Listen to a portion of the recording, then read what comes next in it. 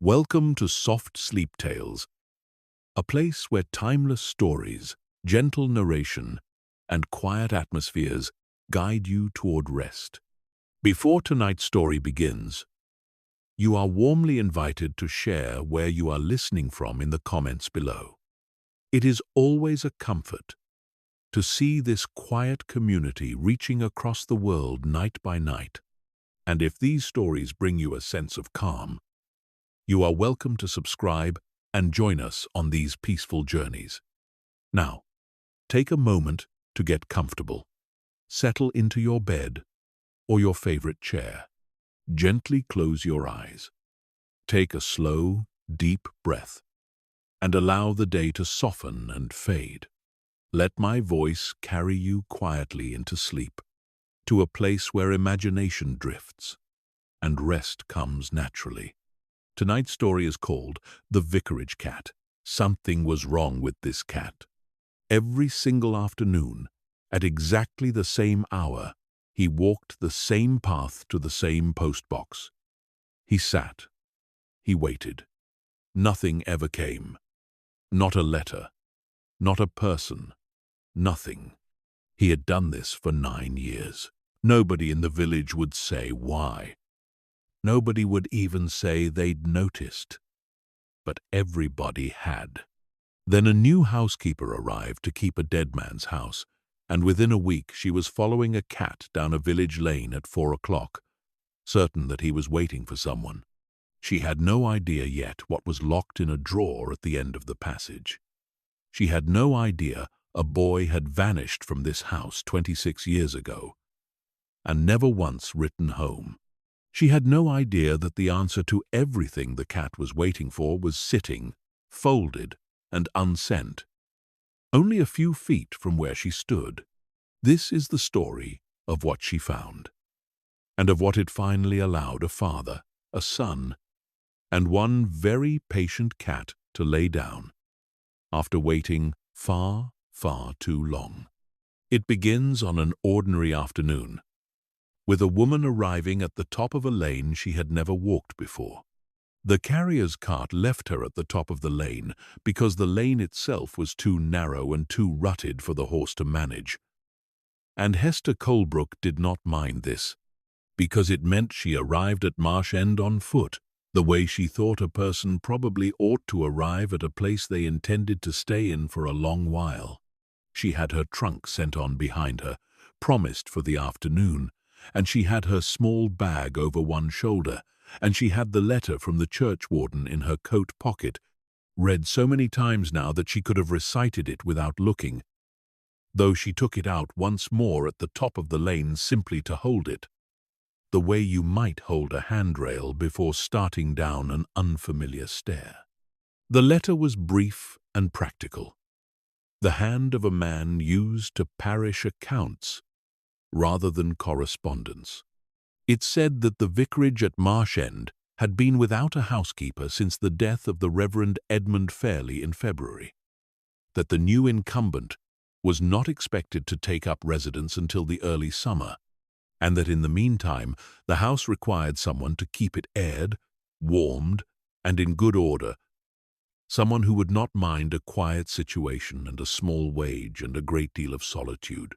It said the village was Suffolk, coastal, small. It said the vicarage was old. It said, in a final line that she had read more times than any other, there is a cat she had written back to accept before she had fully decided to accept, in the way that certain decisions make themselves while you are still pretending to consider them. She was 44 years old. She had kept house for a rector in the West Riding for 11 years, until his retirement to his sister's home in Harrogate had left her without a situation, and she had spent the better part of a year afterward in lodgings in Leeds, taking in mending, feeling the particular restlessness of a woman whose hands know a great deal of useful work and have nowhere to put it. The letter from Marsh End had arrived on a Tuesday in March, forwarded through a chain of former colleagues and mutual acquaintances the way such letters travelled in those days, and she had read it twice and packed her trunk within the week. Now she stood at the top of the lane in the pale gold light of a late April afternoon and looked down at Marsh End for the first time. The village was small in the particular way of places built along a single road that had decided, centuries ago, that it did not need to be any straighter or any wider than it already was. A scatter of flint and brick cottages leaned companionably toward one another on either side. Smoke rose from perhaps 6 chimneys, thin and unhurried in the still air. Beyond the last of the cottages, the land opened out into marsh, grey-green and silver-veined, with channels of water that caught the light and gave it back. And beyond the marsh, though she could not yet see it, she knew there was the sea, because she could smell it. Salt and reed, and something colder underneath, carried up the lane on a breeze that had crossed a great deal of open water before it reached her. At the near end of the village, set slightly apart and slightly higher on a low rise, stood the church, and beside the church, separated from it by a stretch of rough grass and a low flint wall with a lich gate, stood the vicarage. She looked at it for a long moment before she started down the lane. It was not a grand house. She had been in grander. It was built of the same warm flint and brick as the cottages below it. 2 stories with dormers in the roof suggesting rooms above, a chimney at each end, and a porch over the front door thick with a wisteria not yet in flower. Its bare woody stems twisted around the porch posts in the manner of something that had been growing there, unhurried, for a very long time. The windows were small and deep-set, the way old windows were, built for keeping weather out rather than light in, though even from this distance she could see the front ones catching the afternoon sun and giving it back in a soft amber shimmer. The garden in front had been let go somewhat, she thought, though not entirely. There was a rose that wanted pruning and a border that wanted weeding, but the grass had been cut, recently and not especially well, by someone doing a favor rather than a job. She walked down the lane. A woman came out of the second cottage to shake a cloth and paused to watch her pass. And Hester nodded, and the woman nodded back, the careful nod of someone deciding what to make of a stranger before committing to an opinion. A dog barked once from behind a gate, and then seemed to lose interest. Somewhere beyond the cottages, a gull cried, that long descending note that she would come, in time, to think of as the particular voice of this coastline, distinct from any other place she had lived. She reached the lich gate. It was old oak, silvered with weather, like the gate she would later learn was common to every farm and churchyard for miles, and it opened with a small complaint of its hinge that she suspected would become, in time, a sound she recognized without thinking about it. The way you stop hearing a clock, once you have lived with it long enough. Beyond the gate, a gravel path ran between the church and the vicarage, and it was here, sitting precisely in the middle of the path, in a patch of late sun, that she saw the cat. He was a large cat, ginger and white, with the sort of solid, settled build that suggested he had never in his life gone hungry nor moved faster than the occasion strictly required. He sat with his tail curled neatly around his front paws and his ears turned toward her, and he watched her come through the gate with an expression she would later, and often, describe to herself as consideration, not alarm, not the wariness of a cat unused to strangers, but something closer to the polite attentiveness of a person waiting to see whether you were who they expected before deciding how to behave. "You'll be the cat, then," she said, because it seemed the correct thing to say to something that was looking at her so precisely. The cat did not move. He continued to watch her, and after a moment, apparently satisfied by whatever he had been assessing, he rose, stretched with the unhurried thoroughness of an animal accustomed to having all the time he required, and walked ahead of her up the path toward the vicarage door, pausing once to look back and confirm that she was following. She was. The door was unlocked, as the churchwarden had told her it would be. There is very little in Marsh End worth locking a door against.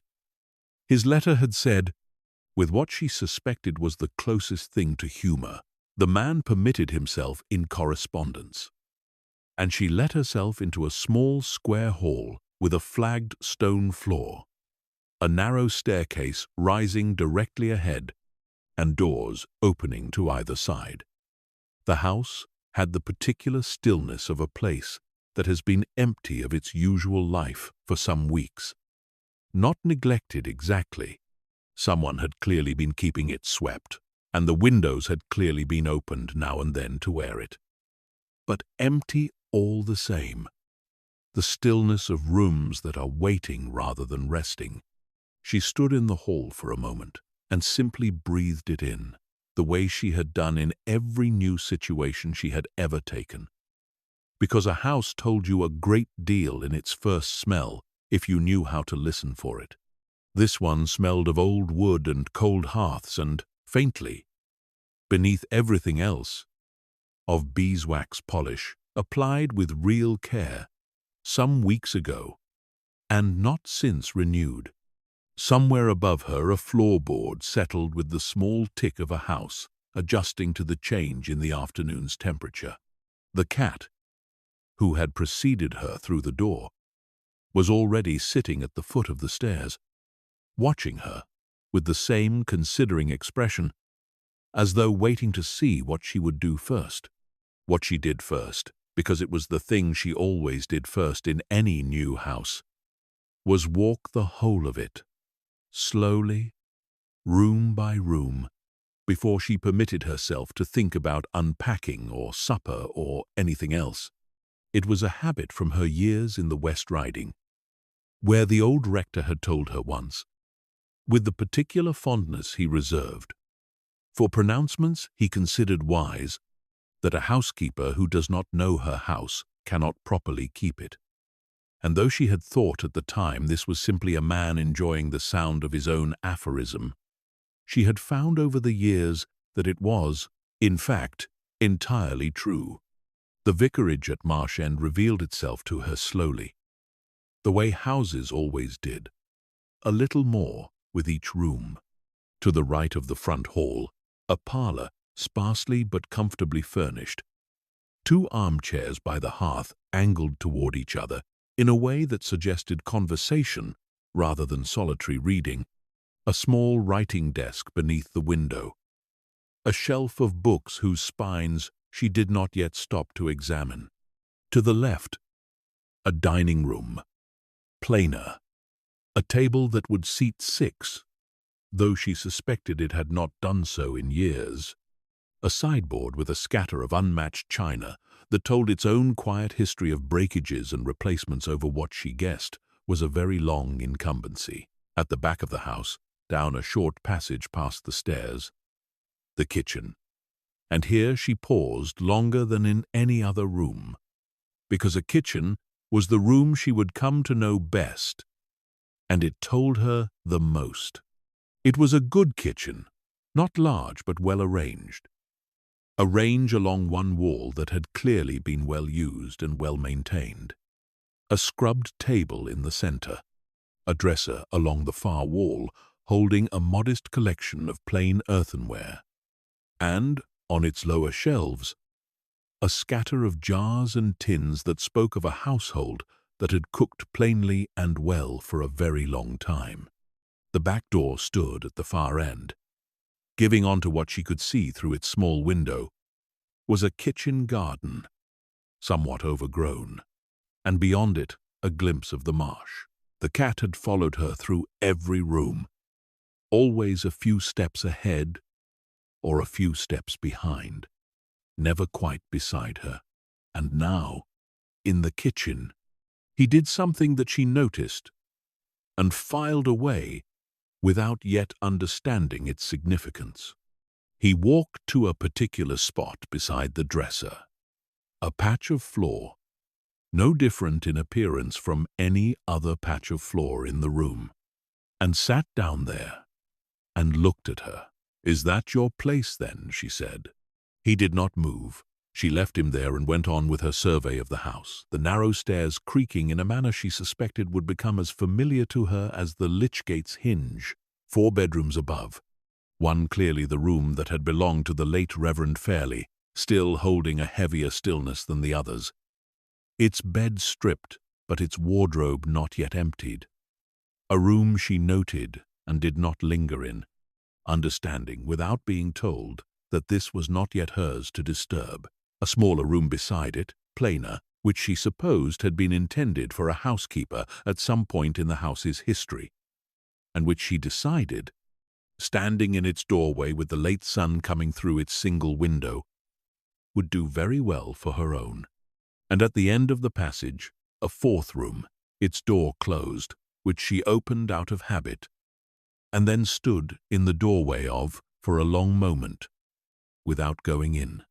It was a study. A desk beneath the window, a wall of shelves holding what she guessed were several hundred books, a worn armchair by a small hearth, a faded rug. It had the particular quality of a room that had been used every day for a very long time and had shaped itself gradually around the habits of the person who used it. The chair angled just so toward the light. A pair of spectacles left folded on the desk as though their owner had stepped out only a moment ago and would return directly. A stack of papers weighted down with a smooth grey stone that she guessed had been picked up from the beach at some point in the last 40 years and had sat on that desk ever since. She did not go in. She closed the door again, gently, and stood for a moment with her hand still on the handle, feeling the particular weight of a room that a house keeps for someone who is no longer coming back to it. When she turned around, the cat was sitting in the passage behind her, watching the closed door with an expression she could not quite read.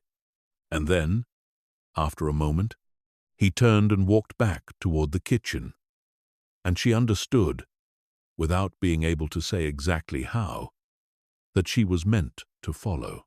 She spent the remainder of that first afternoon making the house ready for her own occupation of it in the small practical ways that mattered most, airing her chosen room, laying and lighting a fire in the kitchen range, which caught readily and burned well once she had it going, finding where the previous housekeeper, whoever she had been, had kept the linens and the cleaning things, discovering with some relief that the pantry was reasonably well stocked with the staples a household required: flour and oats, and a crock of dripping and a decent supply of tea.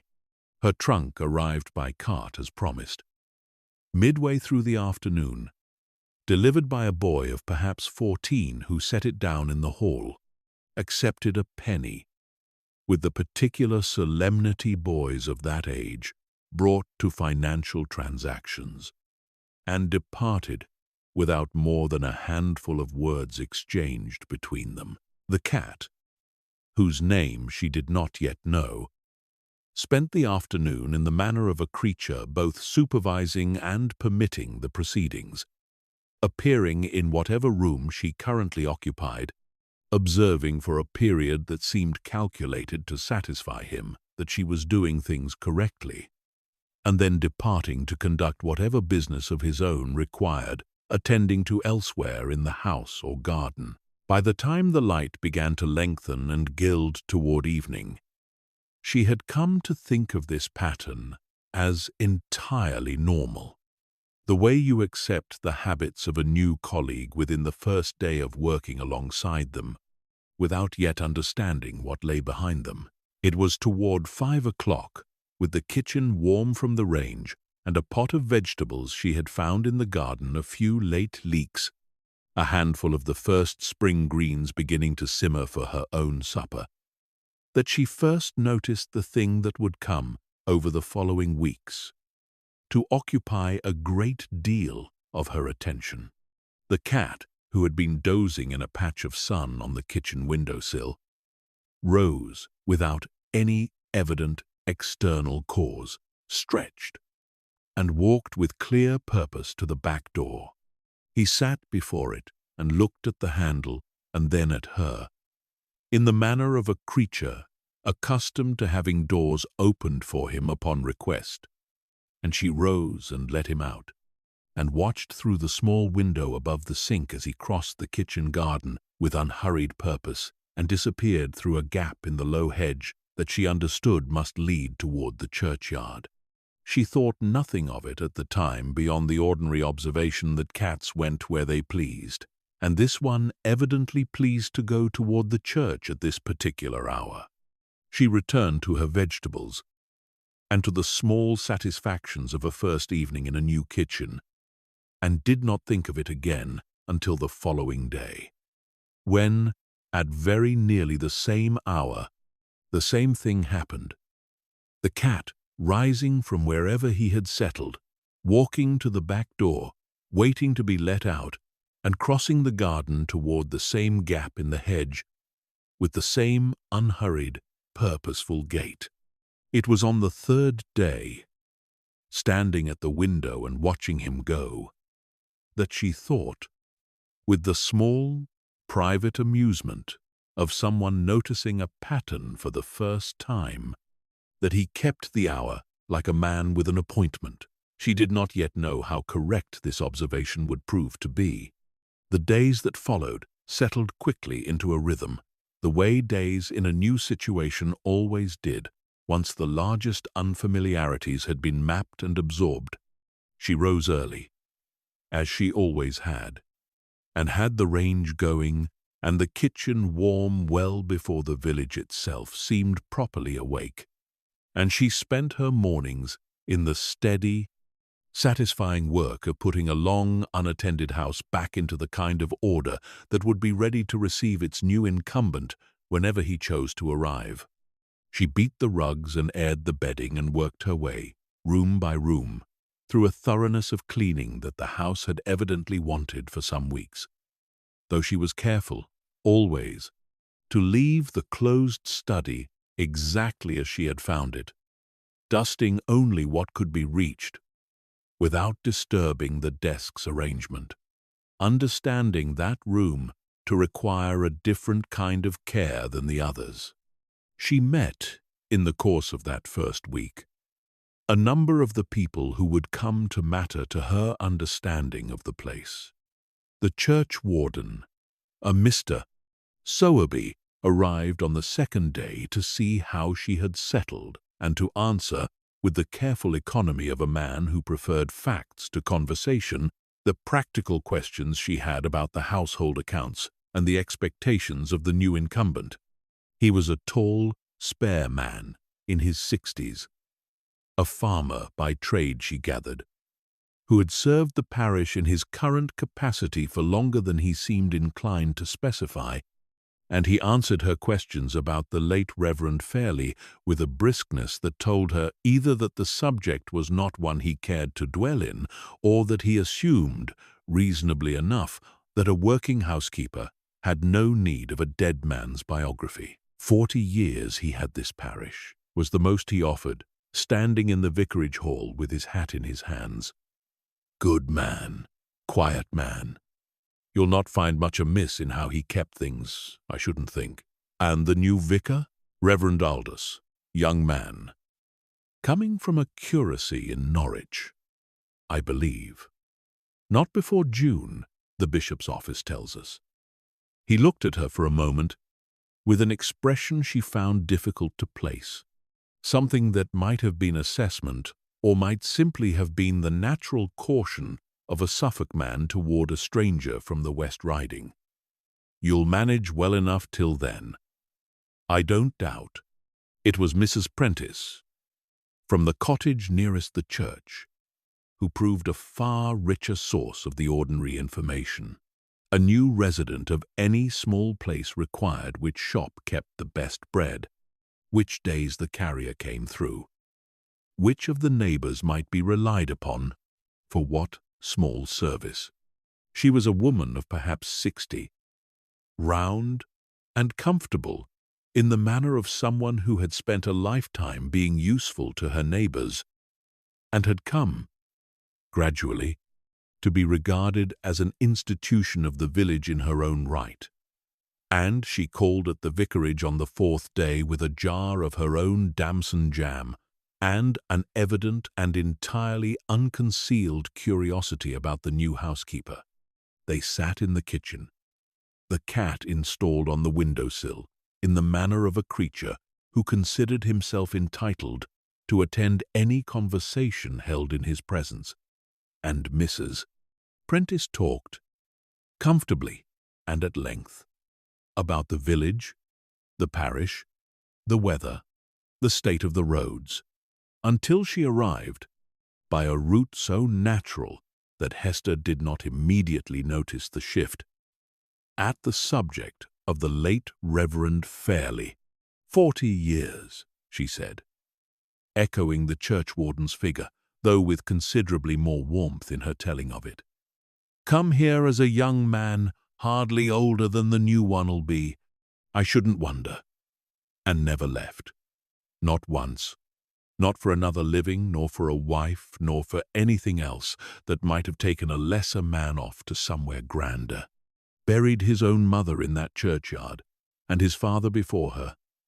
And I dare say he'd have said, if you'd asked him, that this was the only place he'd ever properly wanted to be. He never married then?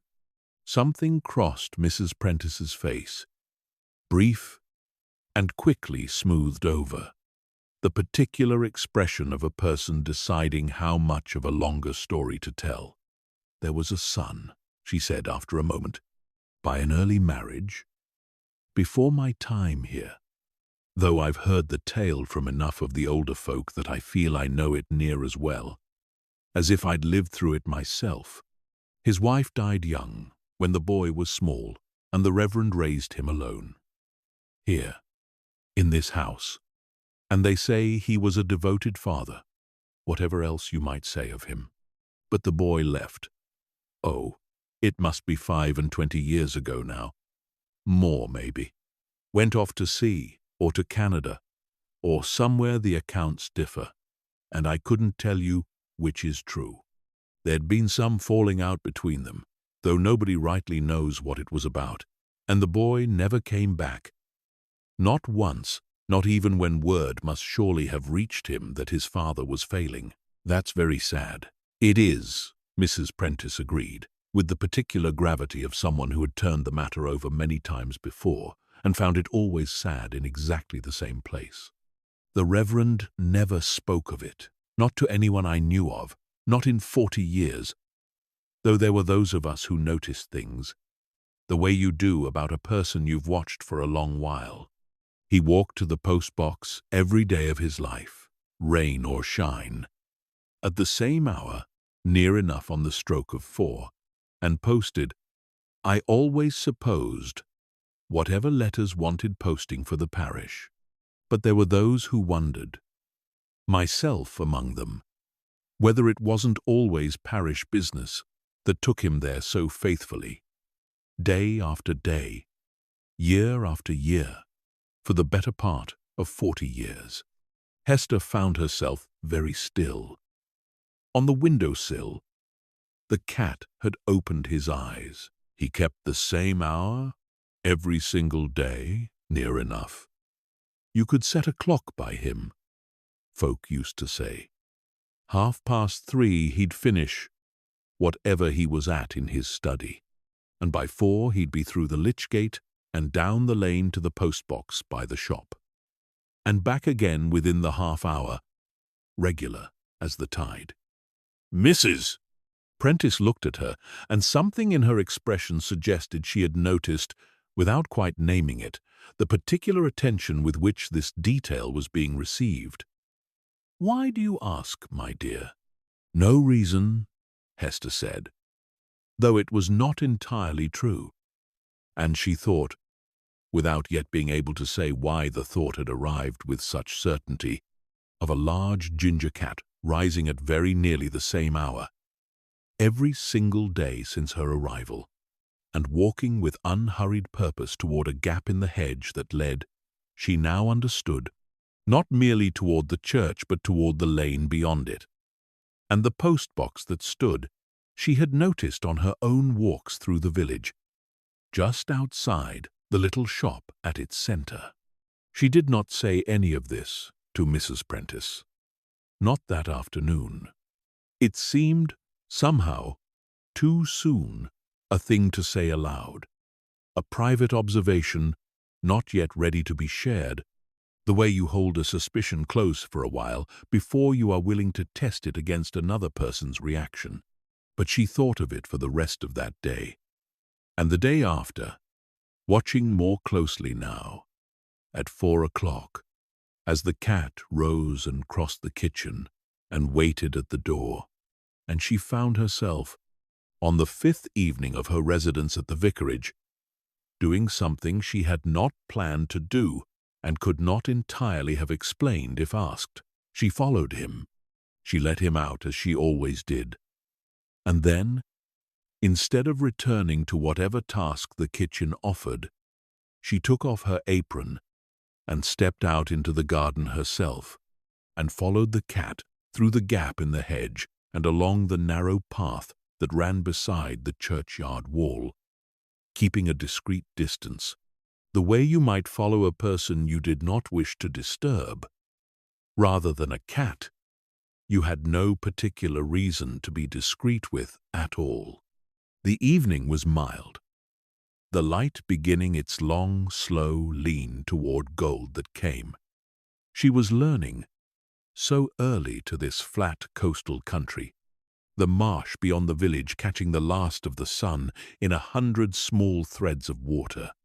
The cat walked ahead of her with the same unhurried, purposeful gait she had noted from her first afternoon, through the churchyard, past the leaning older stones and the newer, straighter ones nearer the path, and out through a second gate onto the lane, and along the lane past 2 cottages and the smithy, now quiet for the evening, to the small shop at the center of the village, outside which stood, exactly as she had remembered it, a plain iron post-box set into a low brick pillar.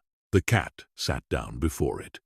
He sat, in fact, in almost precisely the spot a person might have stood while waiting for something, not before the box itself, but a little to the side of it, at an angle that would have put a standing man's hand near enough to the slot, and Hester stood some yards off, at the corner where the lane bent toward the shop, and watched him sit there, quite still, quite patient, for what she judged to be nearly 10 minutes, before he rose, apparently satisfied by whatever the waiting had accomplished, and turned, and walked back the way he had come, past her without any particular acknowledgement, toward the church and the vicarage, and, she supposed, his supper. She stood at the corner for a long moment after he had gone, feeling something she found difficult to name, not quite sadness, though there was sadness in it, and not quite the pleasant curiosity of an unsolved puzzle, though there was that too, but something that combined both of these into a feeling she could only think to call recognition, as though she had been shown, without a single word being spoken, the outline of a story she did not yet know the substance of. She walked back to the vicarage slowly, turning the matter over. A cat did not, she told herself, with the practical part of her mind that had kept house for 11 years and did not care to be thought sentimental, understand grief, or loyalty, or the keeping of appointments in any sense a person would recognize as such. What she had seen was more likely, she reasoned. A habit worn into the animal by 40 years, or however many years of his own life he had spent in the old man's company of accompanying his master on a daily walk. A habit that persisted now out of nothing more than the blind persistence of routine. The way a person might find themselves reaching for a cup that a departed spouse had always filled, without any conscious thought behind the motion at all. And yet she found, over the days that followed, that she could not quite settle into this comfortable, practical explanation, because the cat's behavior, the more closely she observed it, seemed to carry a quality that plain habit did not entirely account for. He did not simply walk to the postbox and back in the manner of an animal following a worn path out of blind repetition. He waited there, each time, with what she could only describe as attention, sitting very still, very alert, his ears forward, in the posture of a creature watching a door for someone he expected to come through it.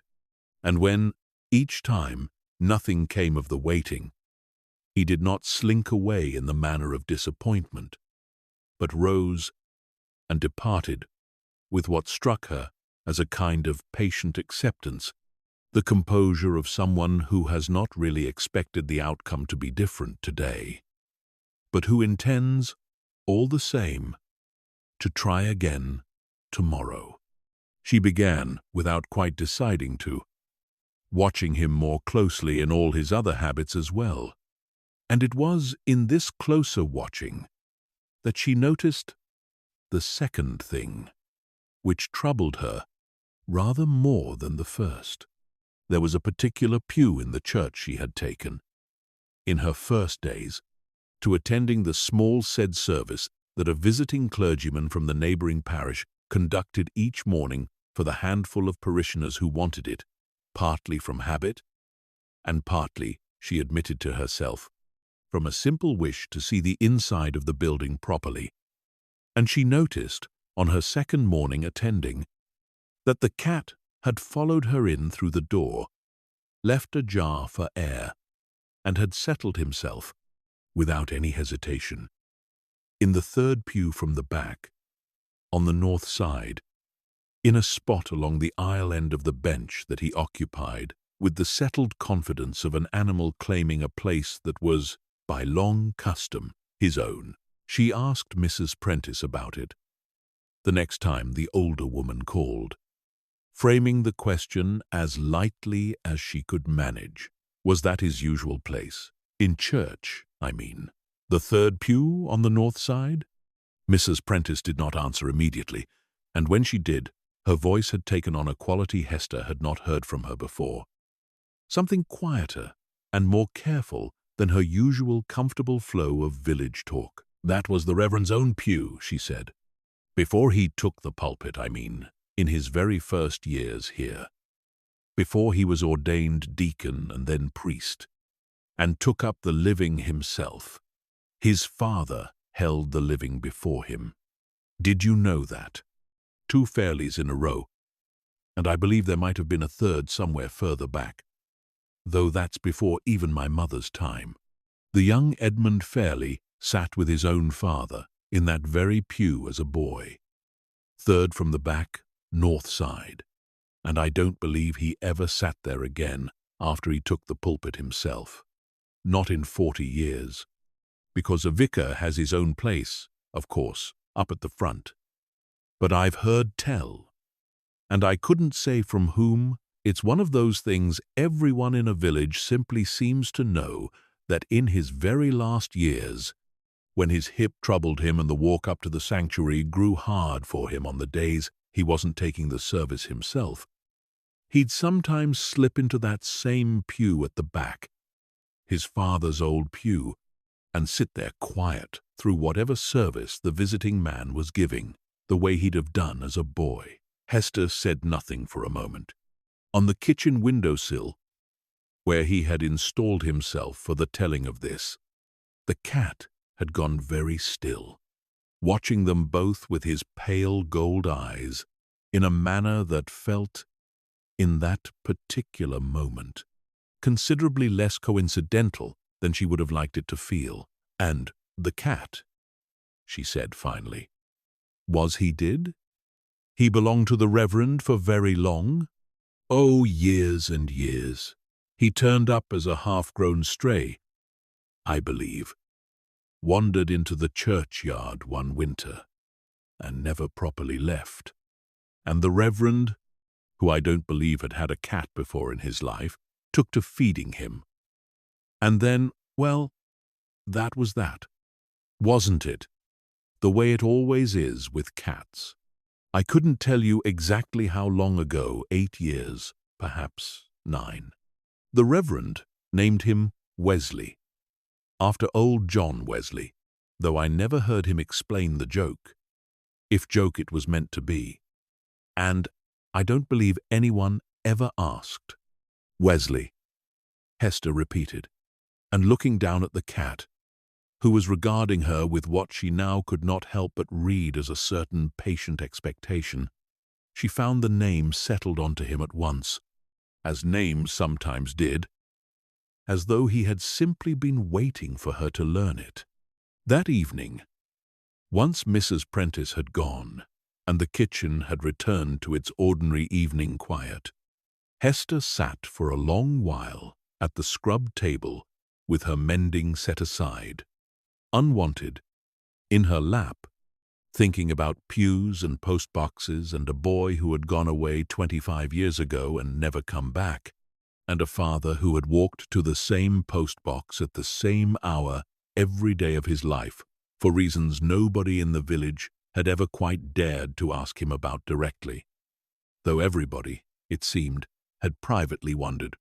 She thought about the closed study at the end of the passage, and the desk, with its stack of papers weighted by a smooth grey stone, and the spectacles left folded, as though their owner meant to return to them directly.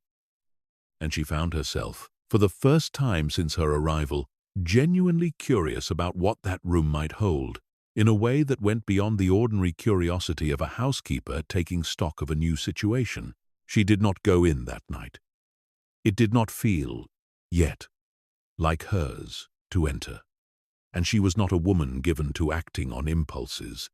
She had not first turned over carefully in her mind, but she thought about it as she banked the range for the night and climbed the narrow stairs to her own room, and she thought about it the next morning, and the morning after that, and it was on the 8th day of her residence at the vicarage, a grey, quiet Thursday, with rain threatening from the sea and not yet arriving, that Mr. Sowerby called again, this time with a specific piece of business that would settle the matter for her far more directly than her own uncertain curiosity had managed to do on its own. "The new vicar's man of business has written," he said, standing in the hall in his damp coat, having declined, as he always did, her offer to come further into the house than the threshold seemed to require.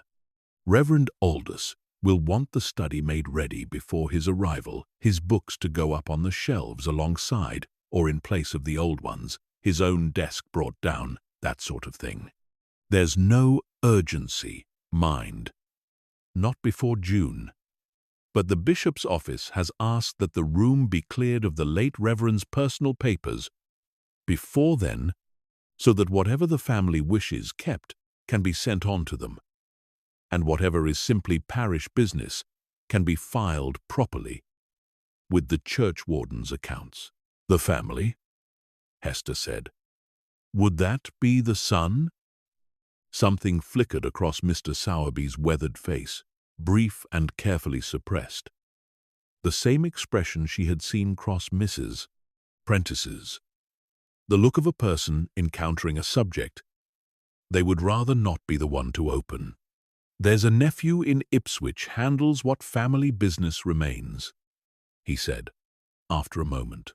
"I couldn't tell you more than that, Mrs. Colebrook, and I'd not think it my place to speculate on matters that aren't strictly parish concerns. But the room will want going through before the new incumbent arrives, and I understand from the bishop's office that the task would properly fall to you. as the person currently keeping the house. You'll want to be careful and thorough with its sort what's parish business from what's personal, and set aside anything of a personal nature for the nephew to collect or direct as he sees fit.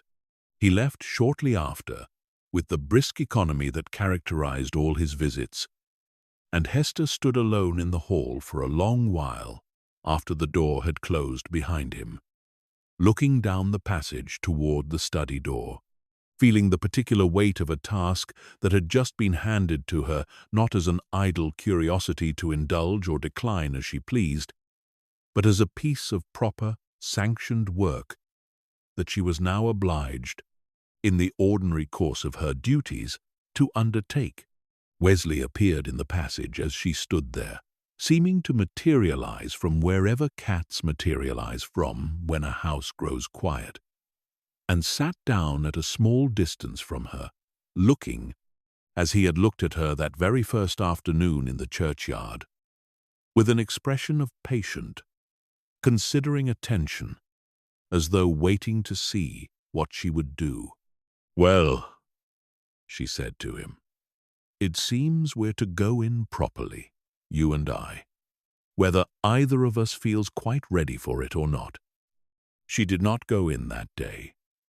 There was a practical reason for this delay, which she told herself was the whole of the reason the light was poor, with the rain that had been threatening all morning finally beginning to fall in a steady grey drizzle against the small, deep-set windows.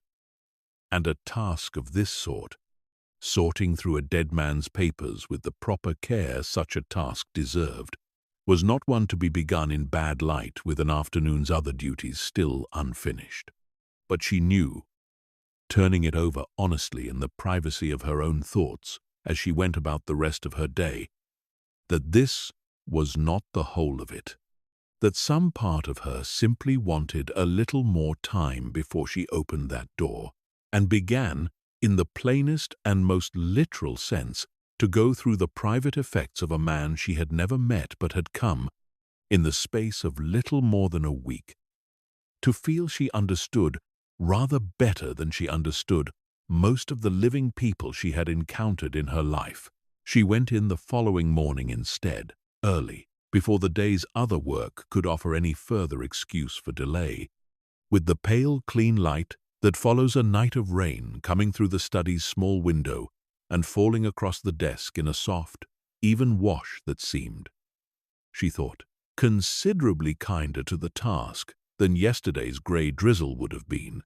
She stood in the doorway for a moment, the way she had stood there on her first afternoon, and then she made herself step properly into the room.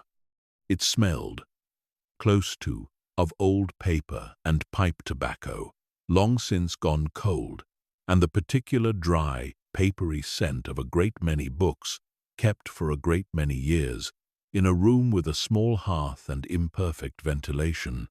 The armchair by the fire still held.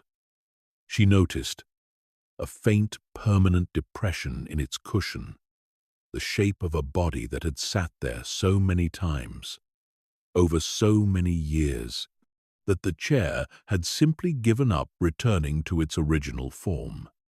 The stack of papers on the desk still sat beneath its smooth grey stone, exactly as she had first seen it. The spectacles still lay folded beside them. She began, because it seemed the sensible place to begin, with the desk. The top of it yielded little that troubled her parish accounts in a neat, careful hand, correspondence with the bishop's office regarding matters of repair to the church roof, a half-finished letter to a theological journal on a point of scripture she did not fully follow, its final sentence trailing off mid-thought, as though its author had simply been called away from it one afternoon and never returned. She sorted these carefully into the piles. Mr. Tate. Sowerby had described parish business here, to be filed with the churchwarden's accounts, matters of a more personal nature there, to be set aside for the nephew, and found, as she worked, that the sorting itself brought a kind of steadying comfort, the ordinary satisfaction of putting things into their proper places that she had always found in household work of every kind. It was in the second drawer down, on the right side of the desk, that she found the drawer that would not open. It was not locked in the sense of resisting a key she did not have. She tried, first, the small ring of keys that had come with the house, working through them patiently one by one, and none fit the drawer's lock. It was simply and completely immovable. The wood swollen, perhaps, or the mechanism seized with disuse, or locked by some key that was not among those she had been given, and she spent a good quarter of an hour attempting it with the ordinary patience of a woman accustomed to stubborn hardware before she gave it up. For that morning, as a problem requiring a different approach than brute persistence, she worked instead through the bookshelves, a task of considerable scope given their number, checking each volume for anything tucked between its pages in the manner she had learned, from long habit of keeping other people's houses, that papers were sometimes kept a letter used as a bookmark and then forgotten, a pressed flower, the small private archaeology that accumulates in any well-used library over enough years. She found, in the course of this, a good many ordinary things, sermon notes tucked into commentaries, a handful of pressed wildflowers that she set aside with particular care, feeling some obscure sense that these, at least, deserved gentler handling than mere parish paperwork, and one thing that was not ordinary at all. It was tucked into the back pages of a worn prayer book on the shelf nearest the armchair. The volume, clearly, the one its owner had reached for. Most often, given the softness of its spine and the particular ease with which it fell open in her hands. A single photograph, small, the kind taken by a traveling photographer at a country fair or similar occasion, showing a boy of perhaps 10 years old, solemn-faced in the manner all children of that era seemed required to adopt for a camera, standing beside a man she recognized without ever having seen him as the Reverend Edmund Fairley, both of them dressed in their best. Both of them standing very straight, the man's hand resting on the boy's shoulder in a gesture that the stiff formality of the photograph could not entirely disguise as anything other than tenderness. On the reverse, in a hand she now recognized from the parish accounts, was written simply, Michael, aged 10, Cromer Fair. She sat with this photograph for a long while.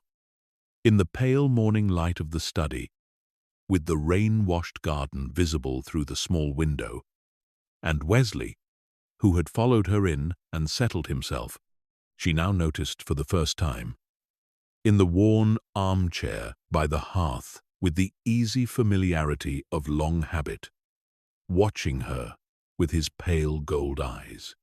Michael, she said aloud, and the cat's ears turned toward her at the name, and she thought, though she told herself firmly, this was almost certainly her own imagination furnishing significance where none existed, that something in his posture shifted, some subtle attentiveness that had not been there a moment before.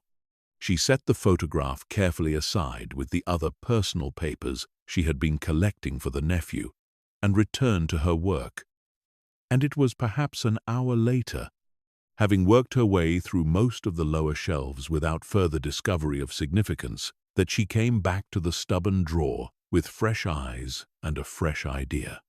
She had noticed, in her general survey of the room on her first afternoon in the house, a small brass hook screwed into the underside of the mantel shelf above the study's little hearth, positioned in a spot that seemed, on reflection, oddly deliberate for so plain a fitting, not the sort of place a household generally hung anything, being low enough to catch a careless head and awkward enough to reach that it seemed unlikely to have been chosen for convenience.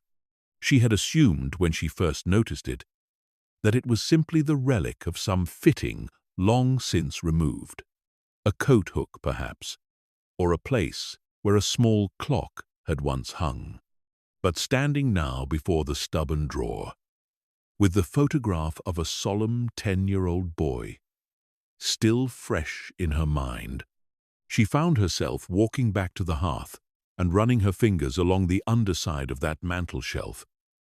And there, hanging from the little brass hook, tucked back far enough that only a hand that already suspected something was there would have thought to reach for it, she found a small key. It fit the drawer's lock at once, turning with the smooth ease of a mechanism that had been well oiled and regularly used, whatever resistance the wood itself might have offered before. And the drawer slid open. She had expected, she realized only as she looked down into it, something dramatic she had built the moment up, without quite admitting to herself that she was doing so, into the sort of discovery that belonged in the penny novels she had occasionally borrowed from the rectory library in her Yorkshire years. A hidden will, perhaps, or some dark and long-buried secret. What she found instead was both plainer and, she thought afterward, considerably more affecting than any such thing could have been.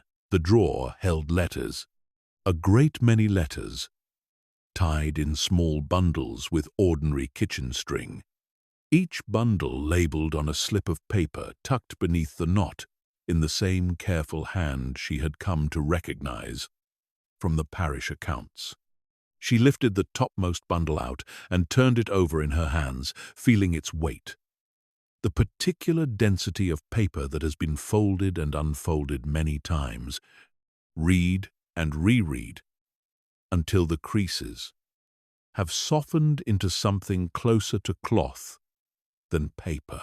The slip beneath the string read simply, "Not sent, 1 of 26. She sat down slowly in the desk chair, the bundle still in her hands, and Wesley rose from the armchair by the hearth and came to sit at her feet, looking up at her with the same patient, considering attention he had shown her from the very first moment in the churchyard, as though he had been waiting all this time for precisely this. She untied the string with careful fingers. The letters within were not, she saw at once, in envelopes. They had never been sealed, never been addressed, never been intended. It seemed, for the ordinary journey a letter makes from a writer's desk to a reader's hand. Each was simply a folded sheet, dated at the top in the same careful hand, and she understood, before she had read a single word beyond the salutation, precisely what she was holding, because every one of the 26 letters began the same way. "My dear Michael," she read the first one slowly, in the pale morning light of the study, with the rain-washed garden beyond the window, and the cat settled now against her feet, with the particular stillness of an animal that has decided to keep vigil rather than simply to sit. "My dear Michael," the letter began, dated some 24 years past, in a spring not unlike this one, if the account of Suffolk springs she had gathered in her short time here was accurate. "It is your birthday today, and you are 17, and I find that I do not know where you are to send this, and so I shall write it and keep it. As I have decided, I will keep all such letters from now on, in case a day comes when you write to me first and I am able, at last, to answer you properly, with all the things I have not known how to say in the 2 years since you left this house. I think of you at the smithy, watching old Cobb shoe the horses, the summer you were 9, and how you told me afterward, with the particular seriousness you brought to everything at that age, that you had decided to become a blacksmith, and would I mind terribly. I think of you asleep in the pew beside me on the Sunday mornings when you were too young yet to be trusted to sit still on your own, your head against my arm, and how I would preach that morning's sermon with one side of myself entirely given over to the small, warm weight of you leaning against me. And I do not believe, though I have preached a great many sermons since, that any of them were quite as good as the ones I gave in those years, because I had you beside me to remind me what the words were actually for. I do not know what I did, precisely, in the argument that sent you from this house. I have turned it over more times than I can count, and I know what was said. I remember every word of it, with a clarity I would give a great deal to lose, but I do not fully understand, even now, how a disagreement about your future, about the church, about the life I had hoped, perhaps too forcefully, that you might choose became a thing large enough to carry you away from me for 2 years and counting. I know only that I said things in anger that I have regretted every single day since, and that pride, mine most of all, has kept this silence going considerably longer than any disagreement about your future ever deserved to last. I walk to the postbox every afternoon. I do not know if you will ever know this, or if it will mean anything to you if you do, but I find that the walking itself has become a kind of prayer, the only kind I seem able to manage on this particular subject, though I have tried a great many others. I do not send these letters, not because I do not want you to have them, but because I have no address to send them to, and because some part of me, the honest part, the part I try to bring to every sermon and have found rather harder to bring to my own life, suspects that even if I had an address, I would not yet have the courage to send what I have written, for fear that what I have written is still not enough, is still not the whole of what needs saying. But I will keep writing them, every year, on your birthday, for as long as I am able, until either you write to me, or I find the courage to send what I have written, or God in His mercy takes the whole matter out of my hands entirely. Your Father, who loves you, and who is sorry, and who has not managed, in 2 years, to find better words than these ones to say so. Hester sat for a long while after reading this, the letter still in her hands, the study very quiet around her. The rain having stopped now, she noticed distantly, leaving the garden beyond the window bright and dripping in a thin emerging sun. Wesley had not moved from his place at her feet. She looked down at him, and he looked back up at her, and she thought, with a certainty she could not entirely justify by reason alone, that she now understood a great deal more than she had that morning about a cat who sat every afternoon at a postbox that had never, in 26 years, delivered him what he seemed, in whatever manner a cat's understanding permitted, to be waiting for. She untied the second bundle, and then the third, working through them with the particular careful reverence she would have brought to handling something fragile and irreplaceable, which, she reflected, was precisely what these were. The letters spanned the better part of a quarter of a century, one for each birthday. The earliest ones raw, with a grief still close enough to be sharp, the later ones settling gradually into something quieter, not resignation exactly, but a kind of steady, patient hope that seemed to have made its peace with its own uncertainty without ever once abandoning itself. He wrote of small things in most of them, the state of the garden, a particularly fine harvest, the progress of a young curate who had passed through the parish for a year, and reminded him, he confessed once, painfully, of Michael himself at that age, and he wrote, in nearly every one, of Wesley, whom he had taken in some 8 years past, and who accompanied him.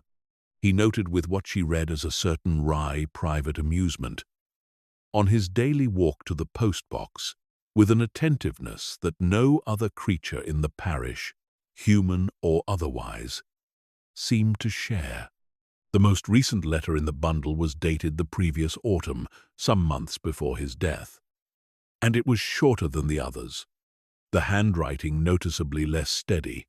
"My dear Michael," it read, "I am 79 years old, and my hand does not hold a pen as it once did, and I find I no longer know, some mornings, whether the walk to the post-box is an act of hope or simply an act of habit, too old now to break, though I confess I no longer feel entirely certain there is a difference between the two, nor that there needs to be one. I have thought, more than once this year, of asking Sowerby to write to you on my behalf, wherever a solicitor's inquiries might find you, and to send you these letters at last, all 25 of them, so that whatever happens to me, you would at least know that you were thought of every single year, without fail, by a foolish and stubborn old man who let pride cost him more than pride is ever worth. I have not done this yet. I tell myself it is because I do not wish you to receive 25 years of your father's regret in a single parcel from a stranger's hand. That such a thing deserves to be said in person or not at all. I suspect, if I am honest, that it is simply the same fear that has kept me silent all along, dressed up now in a kinder excuse. But I will think on it further. There is still time, I hope. There is, I have found, nearly always more time than a frightened man believes there to be. Right up until, quite suddenly, there is none. Your father, who loves you, still and always. Hester folded the letter carefully back along its worn creases and sat for a long while with the whole small library of them in her lap, 26 years of a father's unsent grief, and Wesley's steady daily vigil at a post-box that had never once carried a word of it away. And she understood, with the particular clarity that sometimes arrives all at once after a long, slow gathering of small observations, exactly what task had been left, unfinished and unspoken, for whoever came after the Reverend Edmund Fairley to discover. She did not yet know how she would go about finding a nephew's address, still less a son's, nor what she would say if she ever managed to write to either. She did not know, sitting there in the pale-washed light of that Friday morning with the letters in her lap and the cat at her feet and the whole quiet weight of the vicarage settled around her, whether this was properly her task to take up at all, a housekeeper newly arrived and not yet a fortnight in the parish, presuming to finish the unfinished business of a man she had never met. But she knew, with the same certainty that had carried her down the lane on her very first afternoon, and through the lich gate, behind a considering ginger cat, that she was not going to leave those letters filed away among the parish accounts to be forwarded, unexplained, to a nephew in Ipswich, who might have no more idea than she did of what they meant or what they were owed. She retied the bundles, carefully, in the order she had found them, and set them back in the drawer, and turned the small brass key in the lock, and sat for a while longer, simply looking at the closed drawer, at the desk, at the folded spectacles and the smooth grey stone, while the morning light moved slowly across the study floor and the house held its old, patient stillness around her, and Wesley, at her feet, closed his eyes at last, as though some portion of a very long watch had finally, after all these months, been permitted to rest. She rose eventually, because the day still had its ordinary duties waiting for her, regardless of what she had found. And there was a comfort in this she had not expected. The way the plain necessity of bread to be baked and grates to be blacked went on regardless of what discoveries a morning had brought, steadying her the way such small tasks always had in every house she had ever kept, whatever storms had passed through the rest of her life around them. She closed the study door behind her, gently, as she always did, and stood for a moment in the passage, with her hand still resting on its frame. The afternoon, when it came, brought its usual small ceremony. She was at the sink when the clock in the hall struck the half-hour past 3, and she watched, as she had watched every day now for more than a week, as Wesley rose from his place on the window-sill, stretched with his customary unhurried thoroughness, and walked to the back door to be let out. She opened it for him as she always did, and stood for a moment on the step, watching him cross the kitchen garden toward the gap in the hedge.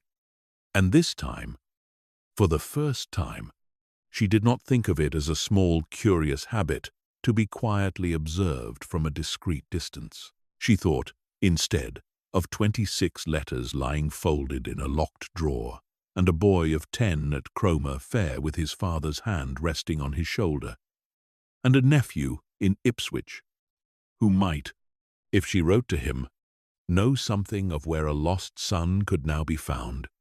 And she thought that whatever else the coming weeks asked of her in the ordinary business of keeping a vicarage ready for a new incumbent's arrival, there was another piece of work, now settled quietly alongside it, unspoken and unhurried, waiting to be taken up. She closed the door and went back to her bread, and left Wesley to his watch, exactly as he had kept it, faithfully, every single afternoon, for longer than she had yet lived in this house, and would, she suspected, go on keeping for a good while longer yet, whether or not the letters in the drawer ever found the hands they had been written for. Outside, the light was beginning its long golden lean toward evening, the marsh beyond the village catching the sun in its 100 small threads of water, the gulls calling their long descending note somewhere out over the darkening line of the sea, and the vicarage stood quiet and patient in the gathering gold, keeping, as it had kept for 40 years and more, whatever it was that a house keeps for the people who have loved it and the people it is still waiting for. She wrote the letter to the nephew in Ipswich that same evening, after the kitchen had been set to rights and the range banked low for the night, sitting at the small writing desk in the parlor with a single candle for light, and Wesley curled on the hearthrug nearby. Not in the study's armchair tonight, but here, close to her, in a manner she had not seen him choose before, and which she found, without being able to say quite why, obscurely comforting. The candle burned low and steady in the still evening air, throwing its small warm circle of light across the desk and leaving the rest of the parlor in a soft, companionable dusk, the 2 armchairs by the hearth standing empty and waiting in their old angled conversation, as though they too were holding a place open for whoever might yet come to fill it. She wrote carefully, several drafts crossed through and begun again before she judged the tone right, not presuming, she hoped, beyond what a housekeeper newly arrived in a parish might reasonably presume, but honest about what she had found and plain about why she believed it mattered. She explained that in the course of clearing the late Reverend's study, as she had been asked to do by the churchwarden ahead of the new incumbent's arrival, she had discovered a quantity of personal correspondence addressed to a Mr. Michael Fairley, unsent, spanning a great many years, and that she believed, though it was not her place to insist upon it, that the family would wish to know of their existence, and that if the nephew had any knowledge of Michael's present whereabouts, she would be glad to forward the letters directly, or to hold them safe until proper arrangements could be made. She did not describe the letter's contents in any detail. That, she felt strongly, was not hers to summarize for a stranger, however well-meaning her intentions. She sealed the letter, addressed it to the solicitor's office, Mr. Sowerby had mentioned, and set it on the hall table to go out with the next morning's post. And then she sat for a while longer in the quiet parlor, the candle burning low, Wesley's breathing slow and even beside her on the hearthrug, and felt the particular mixture of relief and uncertainty that comes from having done a right thing without any guarantee that it will come to anything at all. It was nearly 3 weeks before any answer came. 3 weeks that settled into their own steady rhythm. Alongside the vicarage's ordinary business, she continued the work of the study, sorting the remaining papers with the same careful attention she had brought to that first difficult morning, though she left the drawer of letters untouched now in its locked place. Waiting, and she continued to watch. Each afternoon, at 3:30, as Wesley rose from wherever he had settled and made his unhurried way to the back door, and each afternoon she let him out, and each afternoon, from the kitchen window, she watched him cross the garden toward the gap in the hedge, and she found that she no longer thought of this as a curiosity to be quietly observed, but as something closer to a small daily ceremony that she had, without quite deciding to, come to feel a part of, waiting with him in her own way, even as she stood at the sink with her hands in the washing water. The village, too, settled into its acquaintance with her more fully in those weeks. Mrs. Prentice called regularly, and Hester found herself, gradually, telling rather more than she had originally intended, not the specific contents of what she had found, which still felt too private a thing to share, even with so warm and well-meaning a confidant, but enough of the shape of it that Mrs. Prentice's eyes had filled, more than once, over her tea, and she had said, on one such occasion, with the particular quiet certainty of someone who has turned a private theory over for a very long time and finally seen it confirmed, I always did think there was more to that daily walk than parish business. I'm glad you found it. I'm glad someone finally did. Mr. Sowerby called too, on his usual practical errands regarding the parish accounts, and though she did not tell him the specific nature of what the drawer had held, she mentioned that she had written to the family regarding some personal papers of a sensitive nature, and he had nodded, in his brief, unhurried way, and said only, best that such things go to the family properly, however that's managed. He was a private man. I dare say he'd have wanted it done quietly, whatever it is. The answer, when it finally came, arrived not as a letter from the nephew himself, but as a letter forwarded through him, written in a different hand entirely, firmer and more slanted than the careful copperplate she had grown so used to reading in the Reverend's own correspondence. It was addressed simply to the housekeeper, Marsh End Vicarage, and she opened it, standing in the hall, the Morning Post still damp from the walk up from the village. Her heart, she noted with some private amusement at her own reaction, beating rather faster than the opening of an ordinary letter generally warranted. Dear Madam, it began, my cousin in Ipswich has forwarded me your letter, and I confess I have read it perhaps a dozen times now, uncertain each time how best to answer it. My name is Michael Fairley. I believe you will understand already why I write. Hester sat down on the bottom stair, the letter still in her hands, and read on. I left Marsh End nearly 26 years ago, following a disagreement with my father of the sort that seems, from the distance of so many years, both entirely comprehensible and entirely absurd. The ordinary collision of a young man's certainty about his own life and an old man's certainty about what that life ought to be. The kind of quarrel that happens, I am told, in 1,000 households every year and is generally mended within a season. Ours was not mended.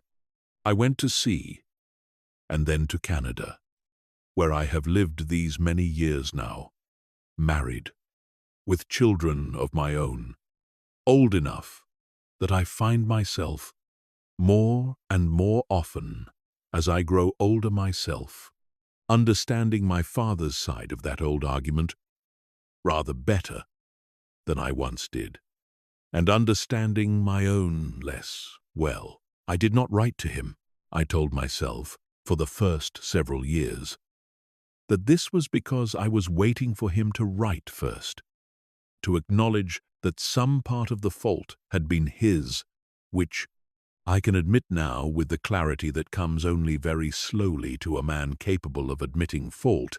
It certainly was, though no more than my own. And then the years simply accumulated, the way years do, each one making the silence a little harder to break than the one before it, until I had built, without quite meaning to, an entire life on the other side of an ocean. A life in which the silence had become simply a fact about myself, like the color of my eyes, something I had stopped examining because it had always been there. I did not know he had died until my cousin's letter reached me. Some 3 months past now, and I will tell you honestly, madam, that the grief of that news arrived with a violence I had not expected of myself.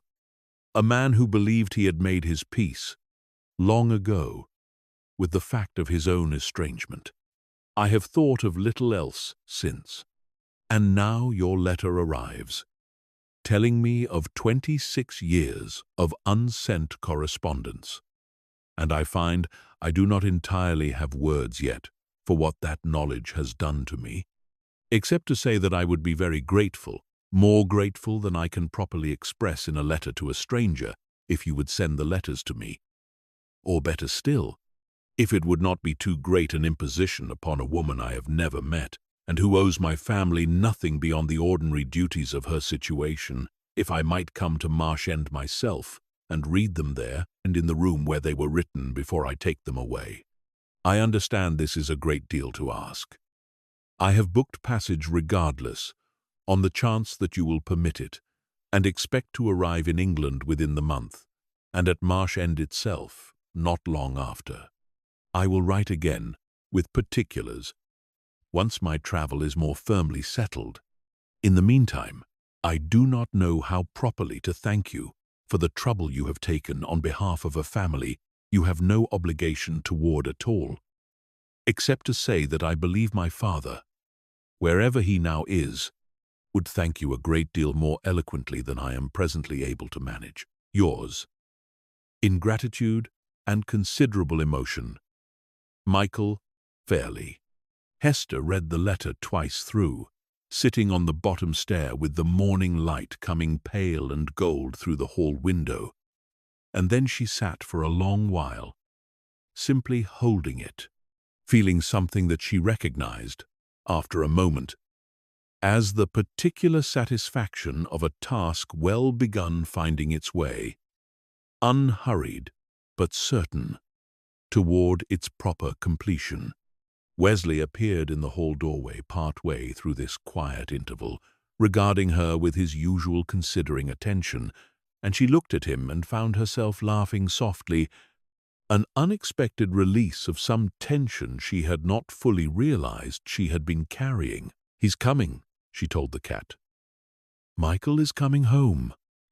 Wesley did not, of course, answer her, but he crossed the hall and settled himself against her feet with a warmth and a stillness that felt, in that particular moment, very much like an answer all the same. The weeks that followed passed with the particular quality of time that moves both slowly and quickly at once, each day full of its ordinary business, and yet all of it bent, subtly, toward the arrival she now found herself watching for. She wrote back to Michael with the practical details of the Vicarage's situation, the trains that ran nearest to Marsh End, the small inn in the neighboring town that could accommodate him should he prefer not to lodge in the vicarage itself, though she found herself adding, in a postscript she was not entirely sure was hers to offer, that the house had a spare room quite ready, and that she thought his father would have wished him to stay there rather than anywhere else. She continued her ordinary work, the airing and the polishing and the slow, patient readying of the house for its new incumbent, whose own arrival, she now calculated, would follow not long after Michael's own visit. And she found herself, in these weeks, thinking often of the strange good fortune of timing that had brought her to Marsh End at precisely the interval when both these things could happen, the closing of one long chapter and the opening of another in the same quiet, unhurried season. The vicarage standing empty and ready to receive whatever needed to pass through it before its new life properly began. Mrs. Prentice told the fuller story now that its resolution seemed genuinely at hand, took to bringing rather more than her usual jar of jam on her visits. Arriving one afternoon with a fruitcake, she declared, with the particular decisiveness of a woman who has decided a matter is not open for discussion, absolutely necessary for the proper welcome of a son come home after 26 years, whatever hour of the day or night he happened to arrive. Mr.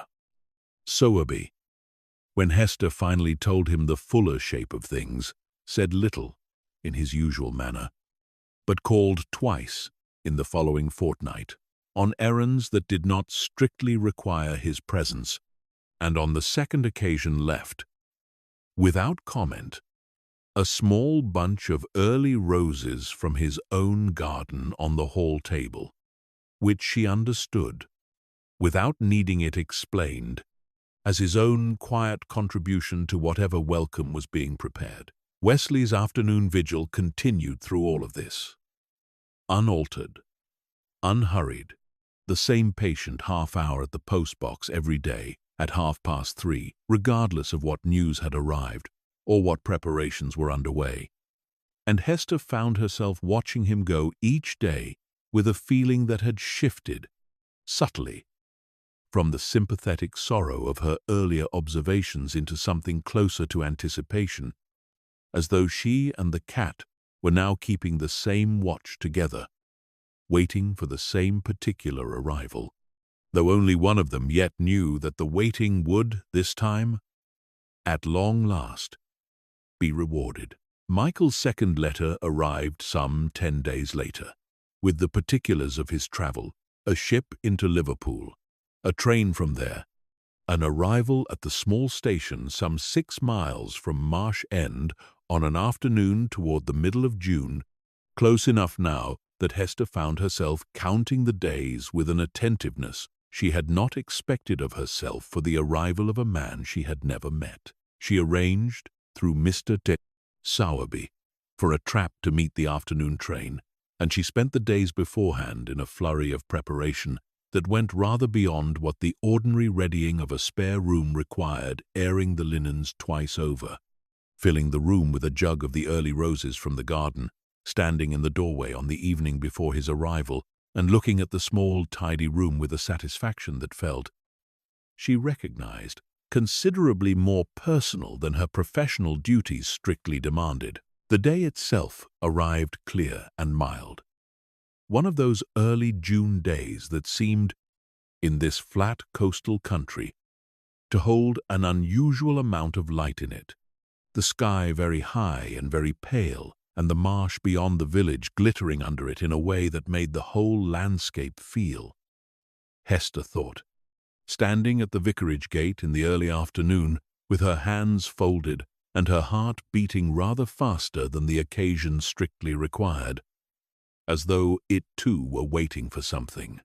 The trap came up the lane a little after 3, and she watched it come, watched the man who climbed down from it tall, graying at the temples, dressed in the manner of a man who had crossed an ocean rather than simply a county, and yet carrying, in the particular way, he paused at the lich gate and looked up at the vicarage before he came through it, something of the boy in the photograph she had found tucked into the prayer book, something in the set of his shoulders and the seriousness of his expression that made her certain, before he had spoken a single word, exactly who he was. He stood at the gate for a long moment, looking at the house, at the church beside it, at the whole small, quiet landscape of the place he had left 26 years before. And Hester, watching him from the vicarage door, did not go to him immediately, understanding, without needing to be told, that a man returning to a place like this after so long an absence required a moment that belonged entirely to himself before anyone else's presence intruded upon it. It was Wesley who went to him first. The cat had been sitting, as he so often was in the mild afternoons, on the low flint wall beside the lich gate, and as Michael Fairley stood there looking at the house, Wesley rose, unhurried, and walked to him, and sat down directly before his feet, looking up in the exact posture of patient, considering a tension that Hester had come to know so well over her weeks in the house. And Michael looked down at him, and something in his composed traveller's face broke open, all at once, in a way that told her, more clearly than any letter could have, precisely how much this particular homecoming had cost him to make. "You're the cat," he said, his voice not entirely steady. "You're my father's cat." Wesley did not answer, of course, beyond the ordinary silence of any cat, but he did not move away either, and after a long moment Michael crouched down, there at the lich gate, a grown man of some 43 years in his good travelling coat, and put his hand out. And Wesley leaned into it, in the unhurried, deliberate way of a creature granting a considered permission rather than simply accepting a stranger's touch, and Michael Fairley knelt there at the gate of his father's churchyard for a long moment with his hand resting on the cat's ginger head and his own head bowed. And Hester, watching from the doorway, found that her own eyes had filled, and did not try very hard to stop them. She went to him then, because the moment, she judged, had reached the place where a little ordinary kindness was more useful than any further privacy. And she introduced herself, and he rose and took her hand and held it for rather longer than a simple greeting required, and said, in a voice still not entirely steady, "Mrs. Colebrook, I don't know how to thank you. I have thought of nothing else this whole journey. But what I would say to you when I arrived, and I find, now that I am here, that I have not managed to think of anything adequate at all." "You needn't thank me," she said. "I only found what was there to be found. The rest was always yours." She took him into the house then, through the hall he had not seen in 26 years, past the parlor and the dining room, up the narrow familiar stairs to the room she had made ready for him, and she left him there to rest from his journey with the promise of tea within the hour, and she went back down to the kitchen, where Wesley had followed them in and installed himself, once again, on the window-sill, watching the passage with an expression she could only describe, this time as something close to satisfaction. He did not go to the study that first evening. She had half expected he might, given all that the letters represented, but he seemed, instead, to want simply to sit in the parlor, in one of the 2 armchairs angled toward each other by the hearth, with a cup of tea he did not drink very much of, and a great many questions for her about his father's last years, the shape of his days, the small, ordinary details of a life he had missed the whole of, and now found himself hungry to reconstruct in whatever detail she could offer him. She told him what she knew, gathered from Mrs. Prentice and Mr. Sowerby, and her own brief weeks of keeping the house the daily rhythm of parish work, the well-loved sermons, the walk to the post-box that the whole village had quietly wondered about for years without ever quite daring to ask. He walked there every day, Michael said very quietly when she told him this part. For 26 years, with Wesley beside him, for the last 8 or 9 of them at least.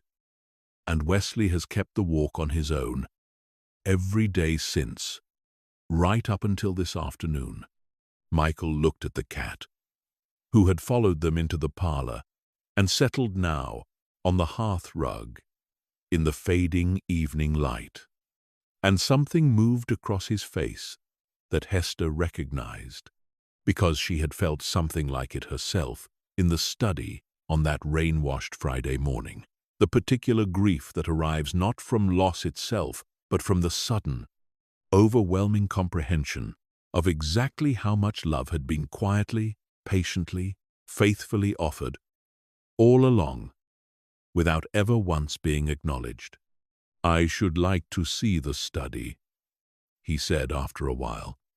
"Tomorrow, perhaps, if that would not trouble you. I don't think I am ready for it tonight." "Tomorrow will do very well," she said. "There is no hurry now. There hasn't been, really, for rather a long time. I don't think your father minded the waiting, in the end. Not the way, perhaps, you might expect. I think he found a kind of peace in it, even toward the last. But there's no need for you to hurry through it either, now that you're here." He nodded, and they sat a while longer in the gathering dusk. The fire she had lit against the evening's slight chill, settling into its steady glow. Wesley's breathing slow and even on the hearthrug between them, and Hester thought, watching the two of them there in the quiet firelit room, the son who had come home at last, and the small ginger keeper who had never once stopped believing he would, that whatever grief the coming days still held in store, the house itself seemed, for the first time since her arrival, to have settled into something that felt very much like rest. Morning came soft and mild, the kind of pale early summer light that seemed to arrive gently in this coastal country rather than announcing itself. And Hester was in the kitchen well before Michael came down, the range already warm, the kettle already singing, because she had decided, somewhere in the quiet hours of her own sleeplessness the night before, that whatever the day held for him, it ought at least to begin with a proper breakfast and the ordinary comfort of a warm kitchen, the sort of steadying that she had always believed mattered more in moments of large private reckoning than people generally credited it for. He came down looking as though he had not slept a great deal more than she had, but there was something settled in his face that had not been there the previous evening. The particular calm of a man who has spent a long night turning a thing over and arrived, by morning, at some manner of readiness he had not quite possessed the day before. He ate the breakfast she set before him, eggs from Mrs. Prentice's own hens, bread she had baked the previous day, a pot of the damson jam that seemed, in its own small way, to have become a fixture of every significant occasion this house had marked since her arrival. And he talked, quietly, about his own children, a boy and a girl, both nearly grown now themselves, and about his wife, who had wanted to come with him and whom he had asked, in the end, to stay behind, because he had felt, without being entirely able to explain why even to himself, that this particular journey needed to be made alone. "I kept thinking, on the crossing," he said, turning his cup slowly on its saucer, "that I would arrive and simply feel angry. That 26 years of silence would have hardened into something I couldn't get past, whatever I found here. And instead I feel, he stopped, searching for the word. I feel as though I have been handed something I did not know I still had a right to, which is a strange thing to feel about grief, I think. But there it is. I don't think it's so strange, Hester said. Grief and love aren't as separate as people generally suppose. I think what you're feeling is mostly the second, arriving rather later than it was meant to, and rather more suddenly than is comfortable. He looked at her for a moment with an expression of quiet surprise, the look of a man encountering, from an unexpected source, precisely the thought he had not yet managed to put into words for himself. And then he nodded, and finished his tea, and said, "I should like to see the study now, if you'll take me there." She led him down the passage, past the stairs, to the door at the end that she had opened so many times now in the weeks of her tenancy, and she paused before it, her hand on the handle, and looked at him. "Whatever you find," she said, "take whatever time you need with it. I've work enough to keep me occupied elsewhere in the house. You needn't feel you're required to hurry, nor that you're required to have me present at all, if you'd rather be alone with it. Would you stay?" he said. "Just for the first part of it. I think I should like not to be entirely alone when I open that drawer." She stayed. The room received the morning light in the same pale, even wash it had offered her on that first difficult Friday, falling across the desk, the worn armchair, the wall of books, and Michael stood in the doorway for a long moment, exactly as she had done herself on her first afternoon in the house, taking in a room that had shaped itself over 40 years around the particular habits of a man he had not seen in 26 of them. And she watched his eyes move across it, the chair angled toward the light, the spectacles still folded on the desk, the smooth grey stone that she had since learned, from a brief mention in one of the later letters, had indeed been carried up from the beach by father and son together on some forgotten summer afternoon when Michael himself could not have been much older than the boy in the photograph. "He kept the stone," Michael said, very quietly, crossing to the desk and picking it up, turning it over in his hands. "I'd forgotten I ever gave it to him. I found it at Cromer, I think. The summer I don't even remember how old. Small enough that it seemed like a great treasure at the time. It's been sitting on his papers by the look of things for a very long time." He set the stone down again, carefully, in almost exactly the spot it had occupied, and Hester crossed to the mantel and reached beneath its shelf for the small brass key, and handed it to him without a word, and he took it and stood for a moment, looking at the locked drawer before he knelt and fit the key to its lock and turned it. She did not watch him read the letters. She had decided, on her walk down the passage that morning, that this at least ought to belong entirely to him. And so, once the drawer stood open and the small bundles lay visible within it, she excused herself quietly and left him alone with them, closing the door gently behind her, and went to find whatever ordinary work the house could offer to occupy the hours that followed. He was in the study a very long time. She brought him tea at midday, which he did not touch, and again in the mid-afternoon, by which time she found him sitting, not at the desk, but in the worn armchair by the hearth, several of the letters spread on his knee, his face wet with a grief he did not attempt to hide from her, and she set the tray down quietly and made to leave again. But he said, "Stay a moment, if you don't mind," and she stayed, standing near the door, while he read her, in a voice that broke more than once, and steadied itself again each time, a passage from one of the middle letters, written perhaps a dozen years into the long silence. "I think, most days, that I have made my peace with your absence," he read. "And then some small thing arrives to prove me wrong.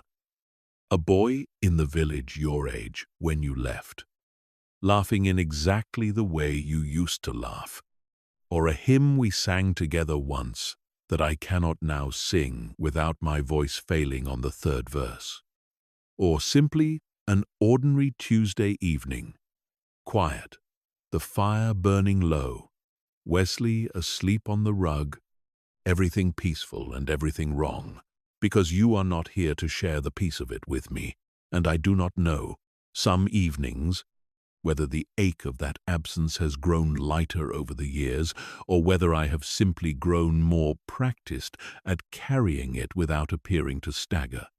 He looked up at her when he had finished reading, and neither of them said anything for a long moment. And then he said, very simply, "I want to answer him. I know he can't read it. I know that.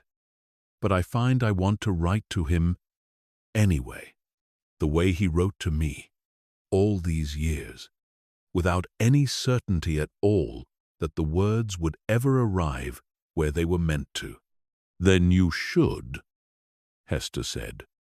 "There's paper enough in the desk, and I dare say he'd have understood the impulse better than anyone." He wrote that evening, alone in the study, with the lamp lit against the gathering dusk, and she did not ask him what the letter said, understanding that some things were not meant to be shared even with a housekeeper who had, in her own quiet way, become rather more entangled in this family's private history than either of them could quite have anticipated a month before. He came down late, well after the ordinary hour for supper, and found her still in the kitchen, mending by the fire with Wesley curled against her feet, and he sat with her a while in the comfortable quiet of the evening kitchen, and told her, eventually, that he intended to walk to the churchyard the following morning to his father's grave, and would she come with him.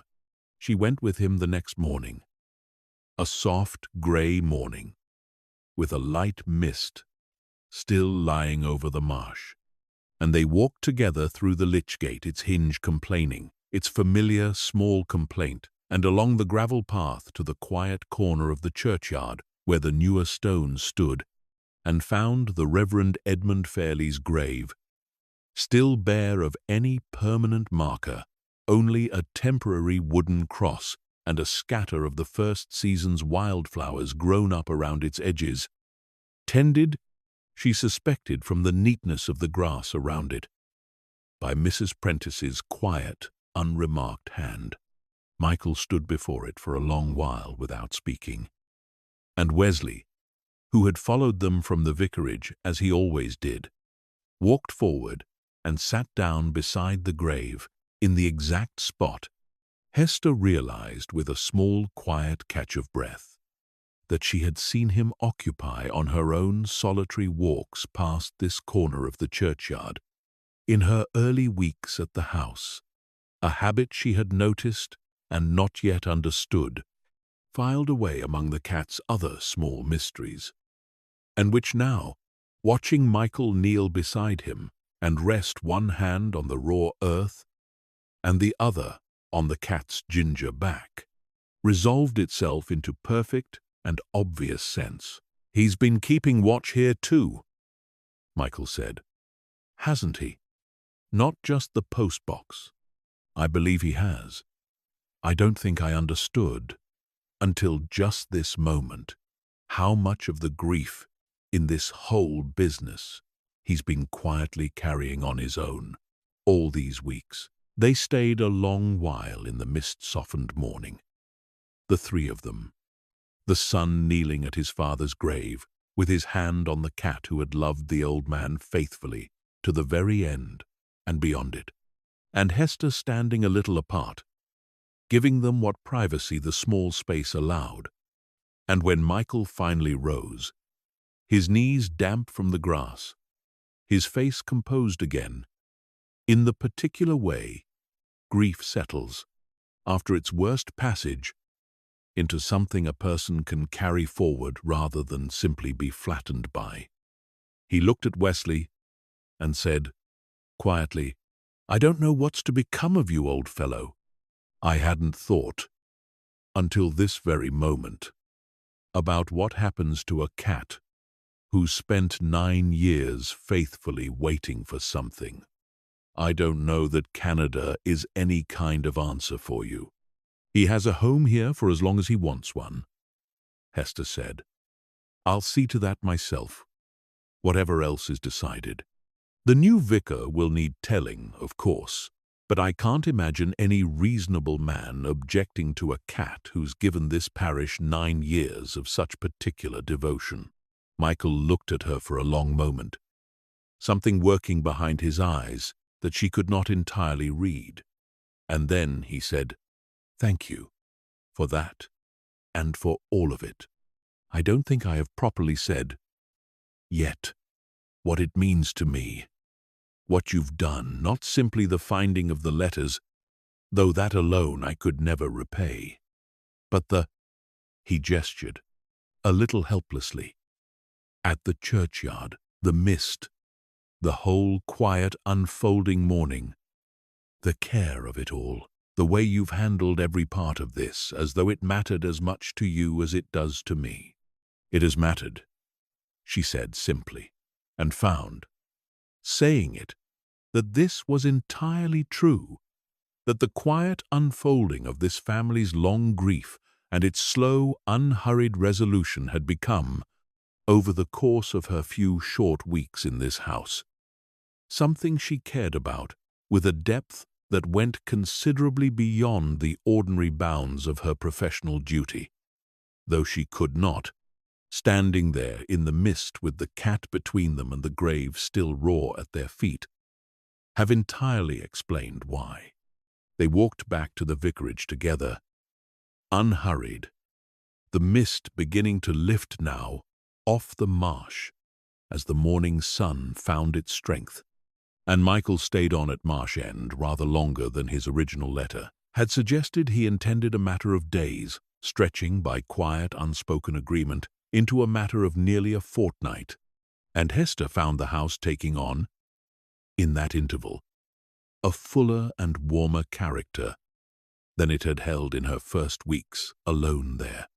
The rooms no longer simply waiting but properly inhabited again, voices in the parlor of an evening. A second place set at the kitchen table, Wesley dividing his attentions between the two of them, with the evident satisfaction of a creature who has, after a very long, solitary vigil, finally been granted company enough to share it.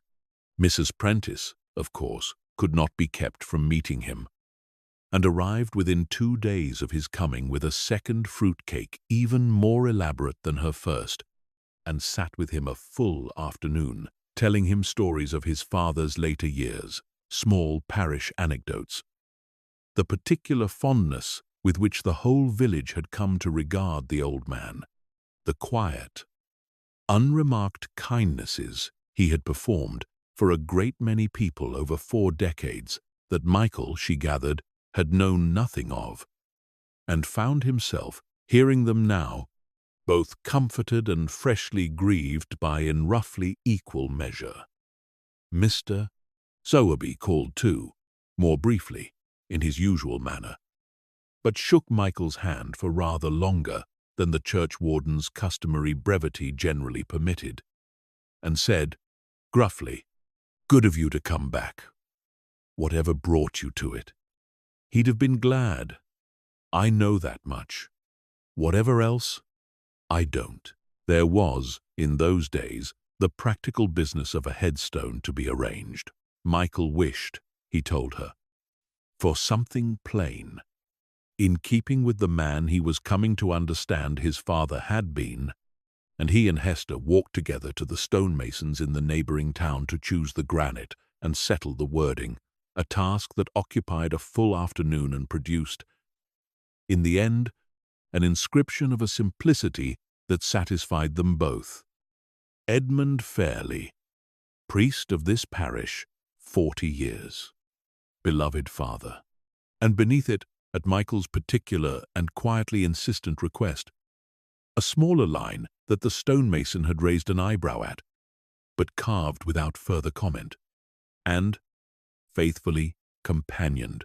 For Wesley, Michael said, when Hester asked him about it, standing in the stonemason's yard, among the half-finished stones. I know it's an unusual thing to put on a man's grave, a mention of his cat, but I don't think, when I consider everything I've learned this fortnight, that it's wrong. Exactly. I think Wesley kept faith with my father in a way that I failed to for 26 years, and I find I want that acknowledged. Somewhere permanent, even if half the parish thinks it a strange sentiment for a headstone. I don't think anyone in this parish will think it strange, Hester said. Not once they've watched him keep his watch at the postbox as long as I have. The days settled into their own gentle rhythm during that fortnight, the ordinary business of the vicarage continuing alongside the quieter, deeper business of a family's long grief working itself, gradually towards some manner of peace. Michael took to walking with Wesley to the postbox himself, in the last week of his stay, joining the cat's daily 3:30 vigil, in a manner that struck Hester, watching them go together down the lane as its own small, unspoken act of completion, the sun taking up, if only briefly, the very habit that had once been his father's most private form of hope, walking it now not in expectation of any answer, but simply, she thought, in honor of everything the walking had once meant. It was in the second week of his stay that word came, through Mr. Sowerby, that Reverend Aldous, the new incumbent, had settled the date of his own arrival, the second week of July, sooner than originally anticipated, his curacy in Norwich having concluded rather more quickly than expected, and this news, arriving as it did in the midst of Michael's own visit, brought with it a fresh and rather more practical set of questions that Hester found herself turning over in the quiet hours of her evenings. She raised the matter with Michael directly. One evening in the parlor, the fire lit against a cool spell that had blown in off the sea. Wesley settled between their two chairs in his customary place. I ought to ask you plainly, she said, what you intend regarding Wesley, now that the new vicar's arrival is settled. I told you, at the graveside, that he has a home here for as long as he wants one, and I meant it entirely. But the decision isn't strictly mine to make alone. The house will belong to Reverend Aldous' household from July, and I can't promise you, however confident I am of a reasonable man's good sense, exactly how he'll feel about inheriting a cat along with his cutlery and his linen. I had wondered the same thing, Michael admitted. I confess I considered, for a day or two, whether I ought to take him back to Canada with me. My children would love him, I've no doubt, and it would mean I need never entirely lose this last living thread to my father. He looked down at Wesley, who had opened one eye at the sound of his name, and was watching him with the same patient, considering attention he brought to every significant conversation held in his presence. But I don't think it would be right. This is his home, this churchyard, this postbox, this village that's known him and loved him for 9 years.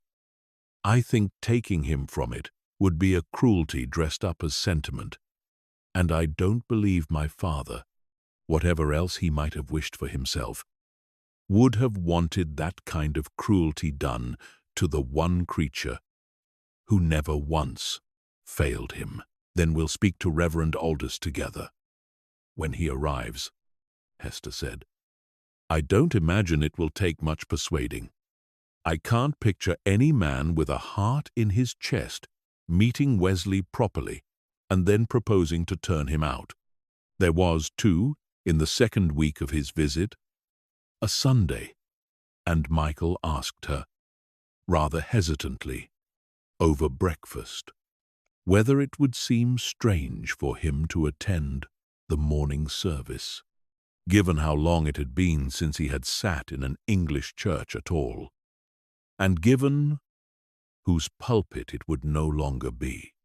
Hester told him she thought his father would have wanted nothing more, and so they walked together through the Lich Gate that morning, Wesley trotting ahead of them with his usual unhurried purpose, and took their seats, at Michael's own quiet choosing, in the third pew from the back, on the north side his father's boyhood place, his father's own late resting place, in the years when his hip had troubled him too much for the walk to the sanctuary, and now, for one soft July morning, his son's place too, 3 generations of the same family settling, without any of them quite planning it, into the very same worn seat.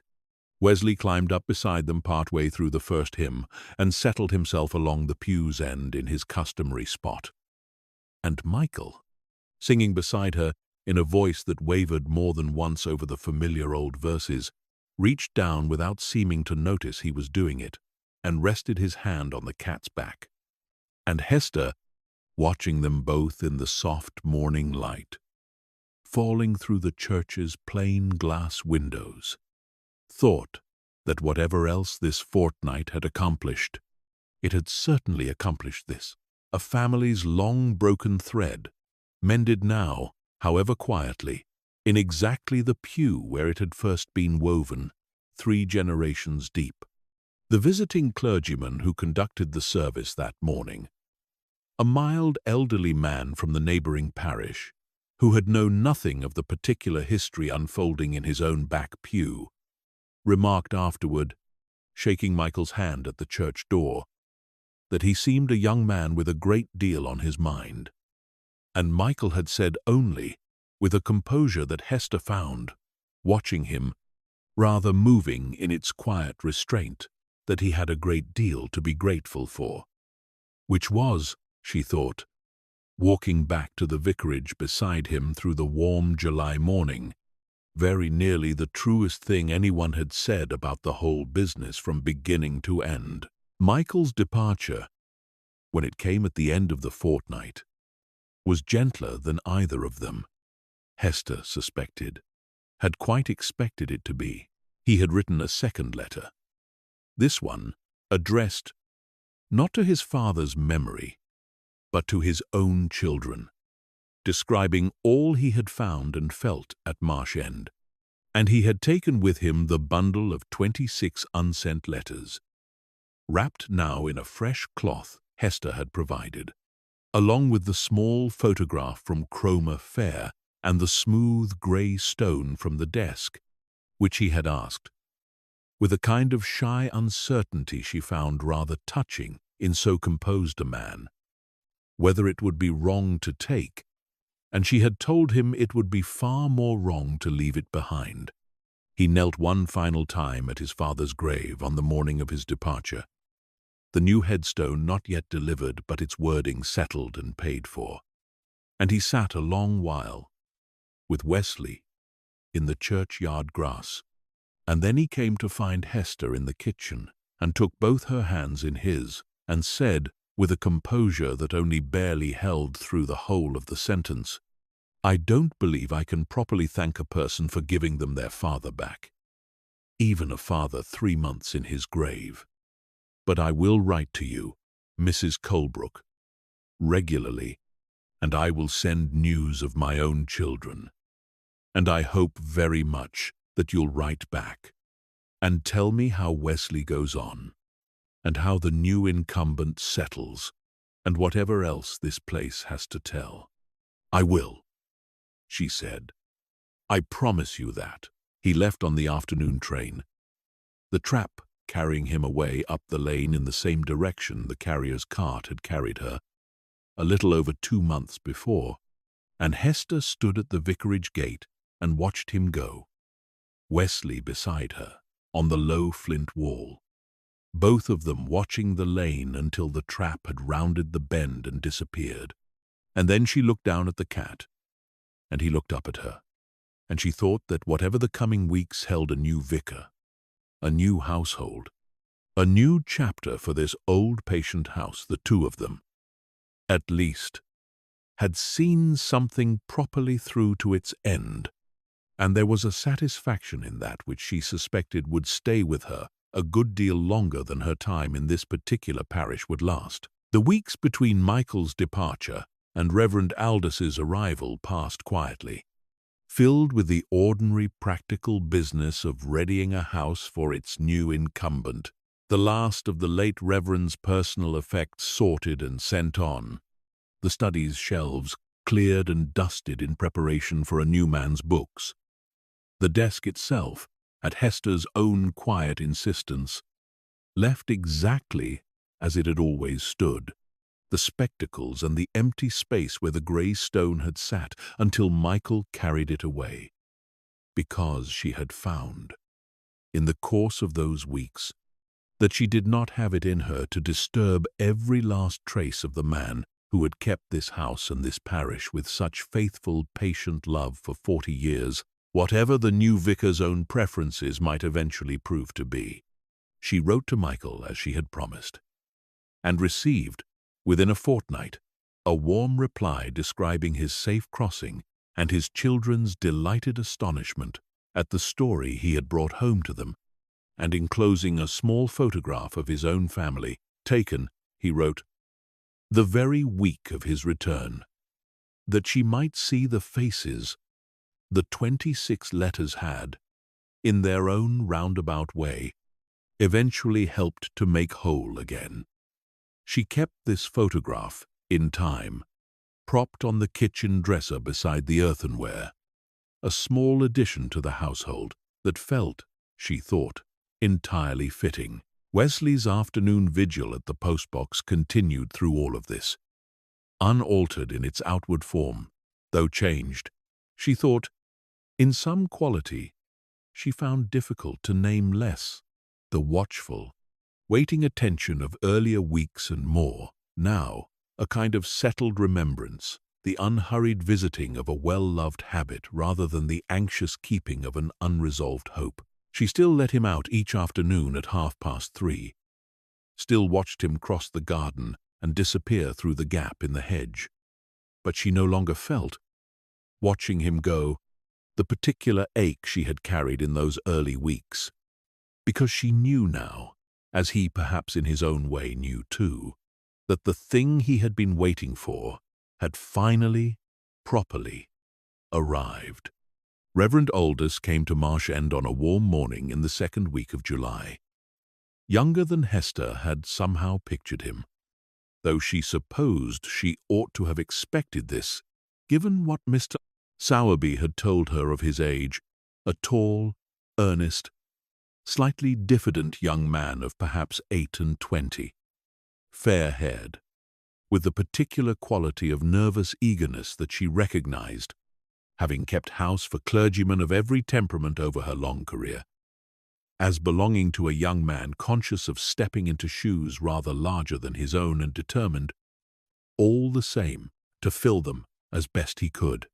He arrived by the same carrier's cart route she had taken herself, walking down from the top of the lane with his own trunk following behind, and Hester met him at the vicarage door with the same careful attentiveness she brought to every proper beginning, and showed him through the house, the parlor, the dining room, the kitchen, the 4 bedrooms above, the study, which she had left, as promised, exactly as it had always stood, save for its cleared shelves waiting now to receive his own books.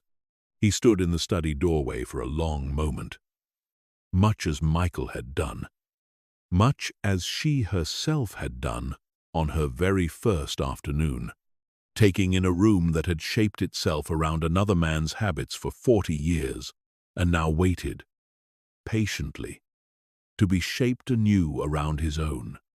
And he said, quietly, "I understand the previous incumbent held this parish a very long time." 40 years, Hester said. He was much loved here. I think you'll find the whole village ready to help you settle, if you're willing to let them.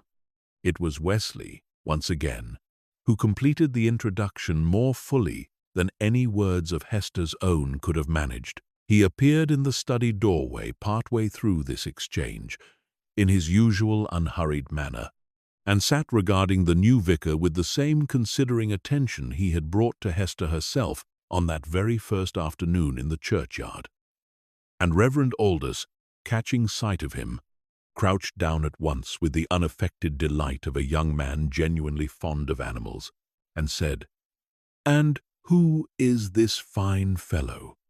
"That is Wesley," Hester said, and found herself, in the telling of his story that followed the daily walk to the post-box, the pew at the back of the church, the 9 years of faithful devotion to a man who had loved him quietly and well, watching the young vicar's face with some care, gauging, as she had promised Michael she would, whether this new household would prove a welcoming one for so particular and storied a resident. She need not have worried. Reverend Aldous listened to the whole account with an attentiveness that grew, as she spoke, into something like reverent astonishment. And when she had finished, he looked down at Wesley, who had settled himself, in the meantime, against the young man's ankle with the same deliberate, considered permission he had granted Michael at the lich gate, and said, "Well then, I should think it entirely improper for any vicar of this parish to imagine himself keeping this house without him. He belongs here a great deal more properly than I do, by the sound of it, and I hope he'll consider me a poor substitute for as short a time as it takes me to earn my own place in his good opinion." Hester found, hearing this, that she had been holding a breath she had not quite realized she was holding, and let it out slowly, and looked down at Wesley, who had closed his eyes against the young vicar's ankle in the particular posture of settled contentment she had come to recognize, over her weeks in this house, as his own quiet form of blessing. She stayed on at the vicarage through that summer and into the autumn, easing Reverend Aldous into the rhythms of a parish he was still learning, teaching him, in her own unhurried way, the small practical wisdoms that a household required, which tradesmen could be trusted, which parishioners wanted a particular gentleness in their visiting, which afternoons the light in the study fell best for reading, and she found, in the doing of it, that she had grown fonder of Marsh End than she had expected to grow of any place so quickly, fonder of the marsh and the gulls and the long gold evenings, fonder of Mrs. Prentice's endless jam, and Mr. Sowerby's brief unhurried visits, fonder, most of all, of the particular quiet satisfaction of a house that had asked something difficult and important of her, and had been, in the asking, properly and faithfully served.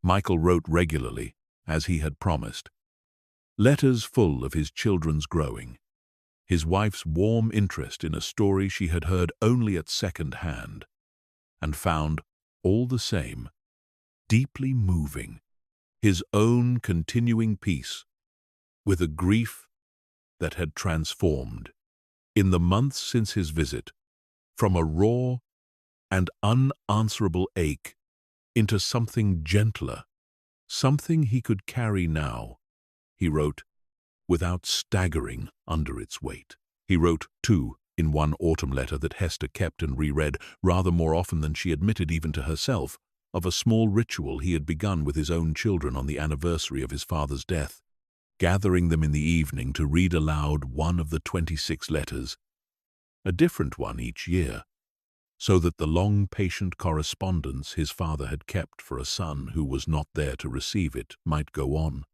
in its own quiet way, being received, after all, by a family it had never expected to reach. The headstone arrived and was set in its place in the churchyard in the early autumn.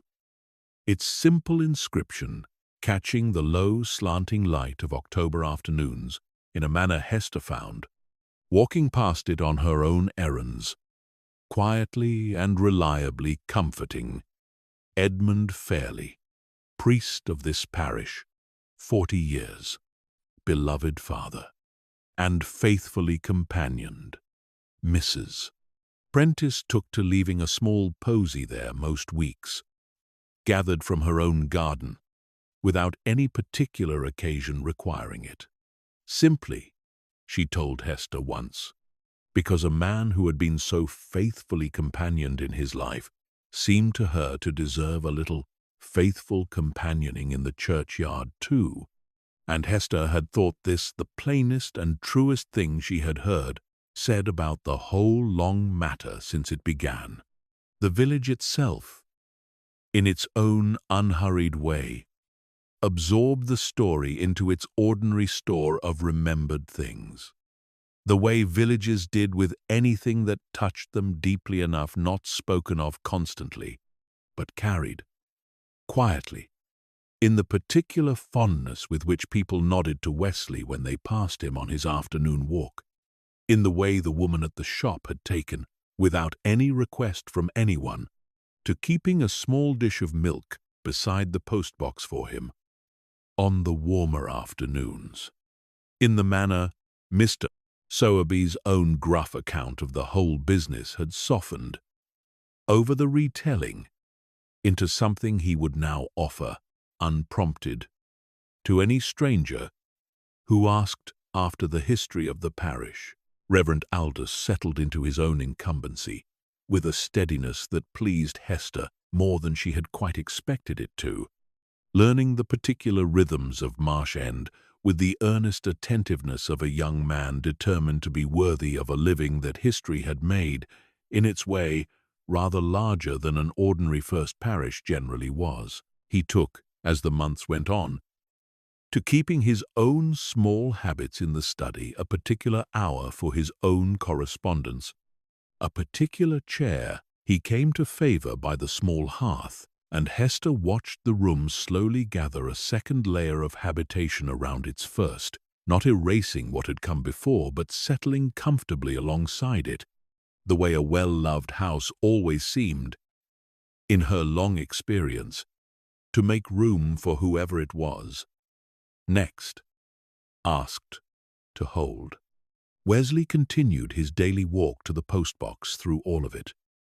Every afternoon at 3:30, rain or shine, though Reverend Aldous had taken, within his first month, to accompanying him some afternoons himself, the two of them walking together down the lane in a manner that struck Hester, watching from the kitchen window, as its own small, quiet continuation of everything the walk had ever meant. Not a hope any longer.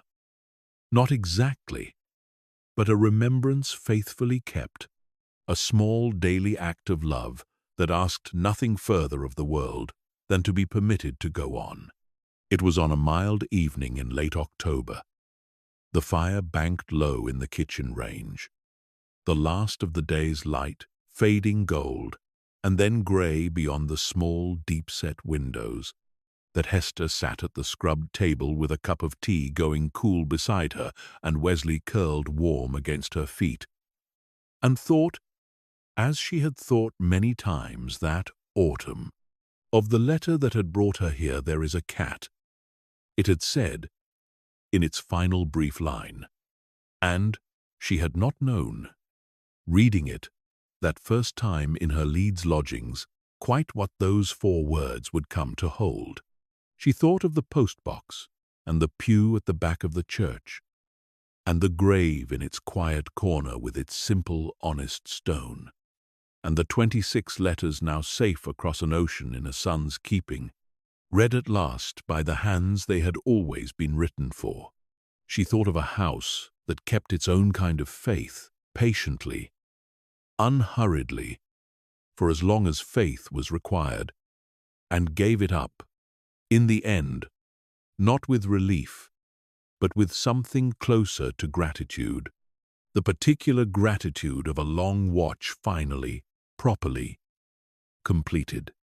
She thought, too, of her own long habit of walking through a new house on the first day of any situation, room by room, learning its stillnesses before she presumed to keep it, and she thought that she had not, in all her years of service, walked into a house that had quite so much to teach her as this one had, nor one she suspected she would carry with her, in memory, quite so faithfully, wherever her own work eventually led her onward from it.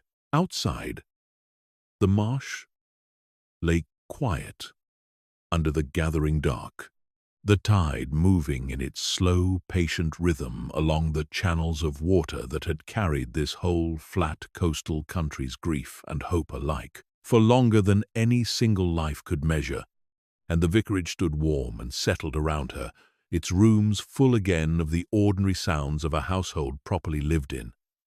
A young vicar's footsteps on the stair above, the low murmur of evening prayers drifting faintly from the study, a cat's slow breathing at her feet, and Hester Colebrook sat in the quiet kitchen and felt, for the first time, in a great many years, entirely and simply at rest.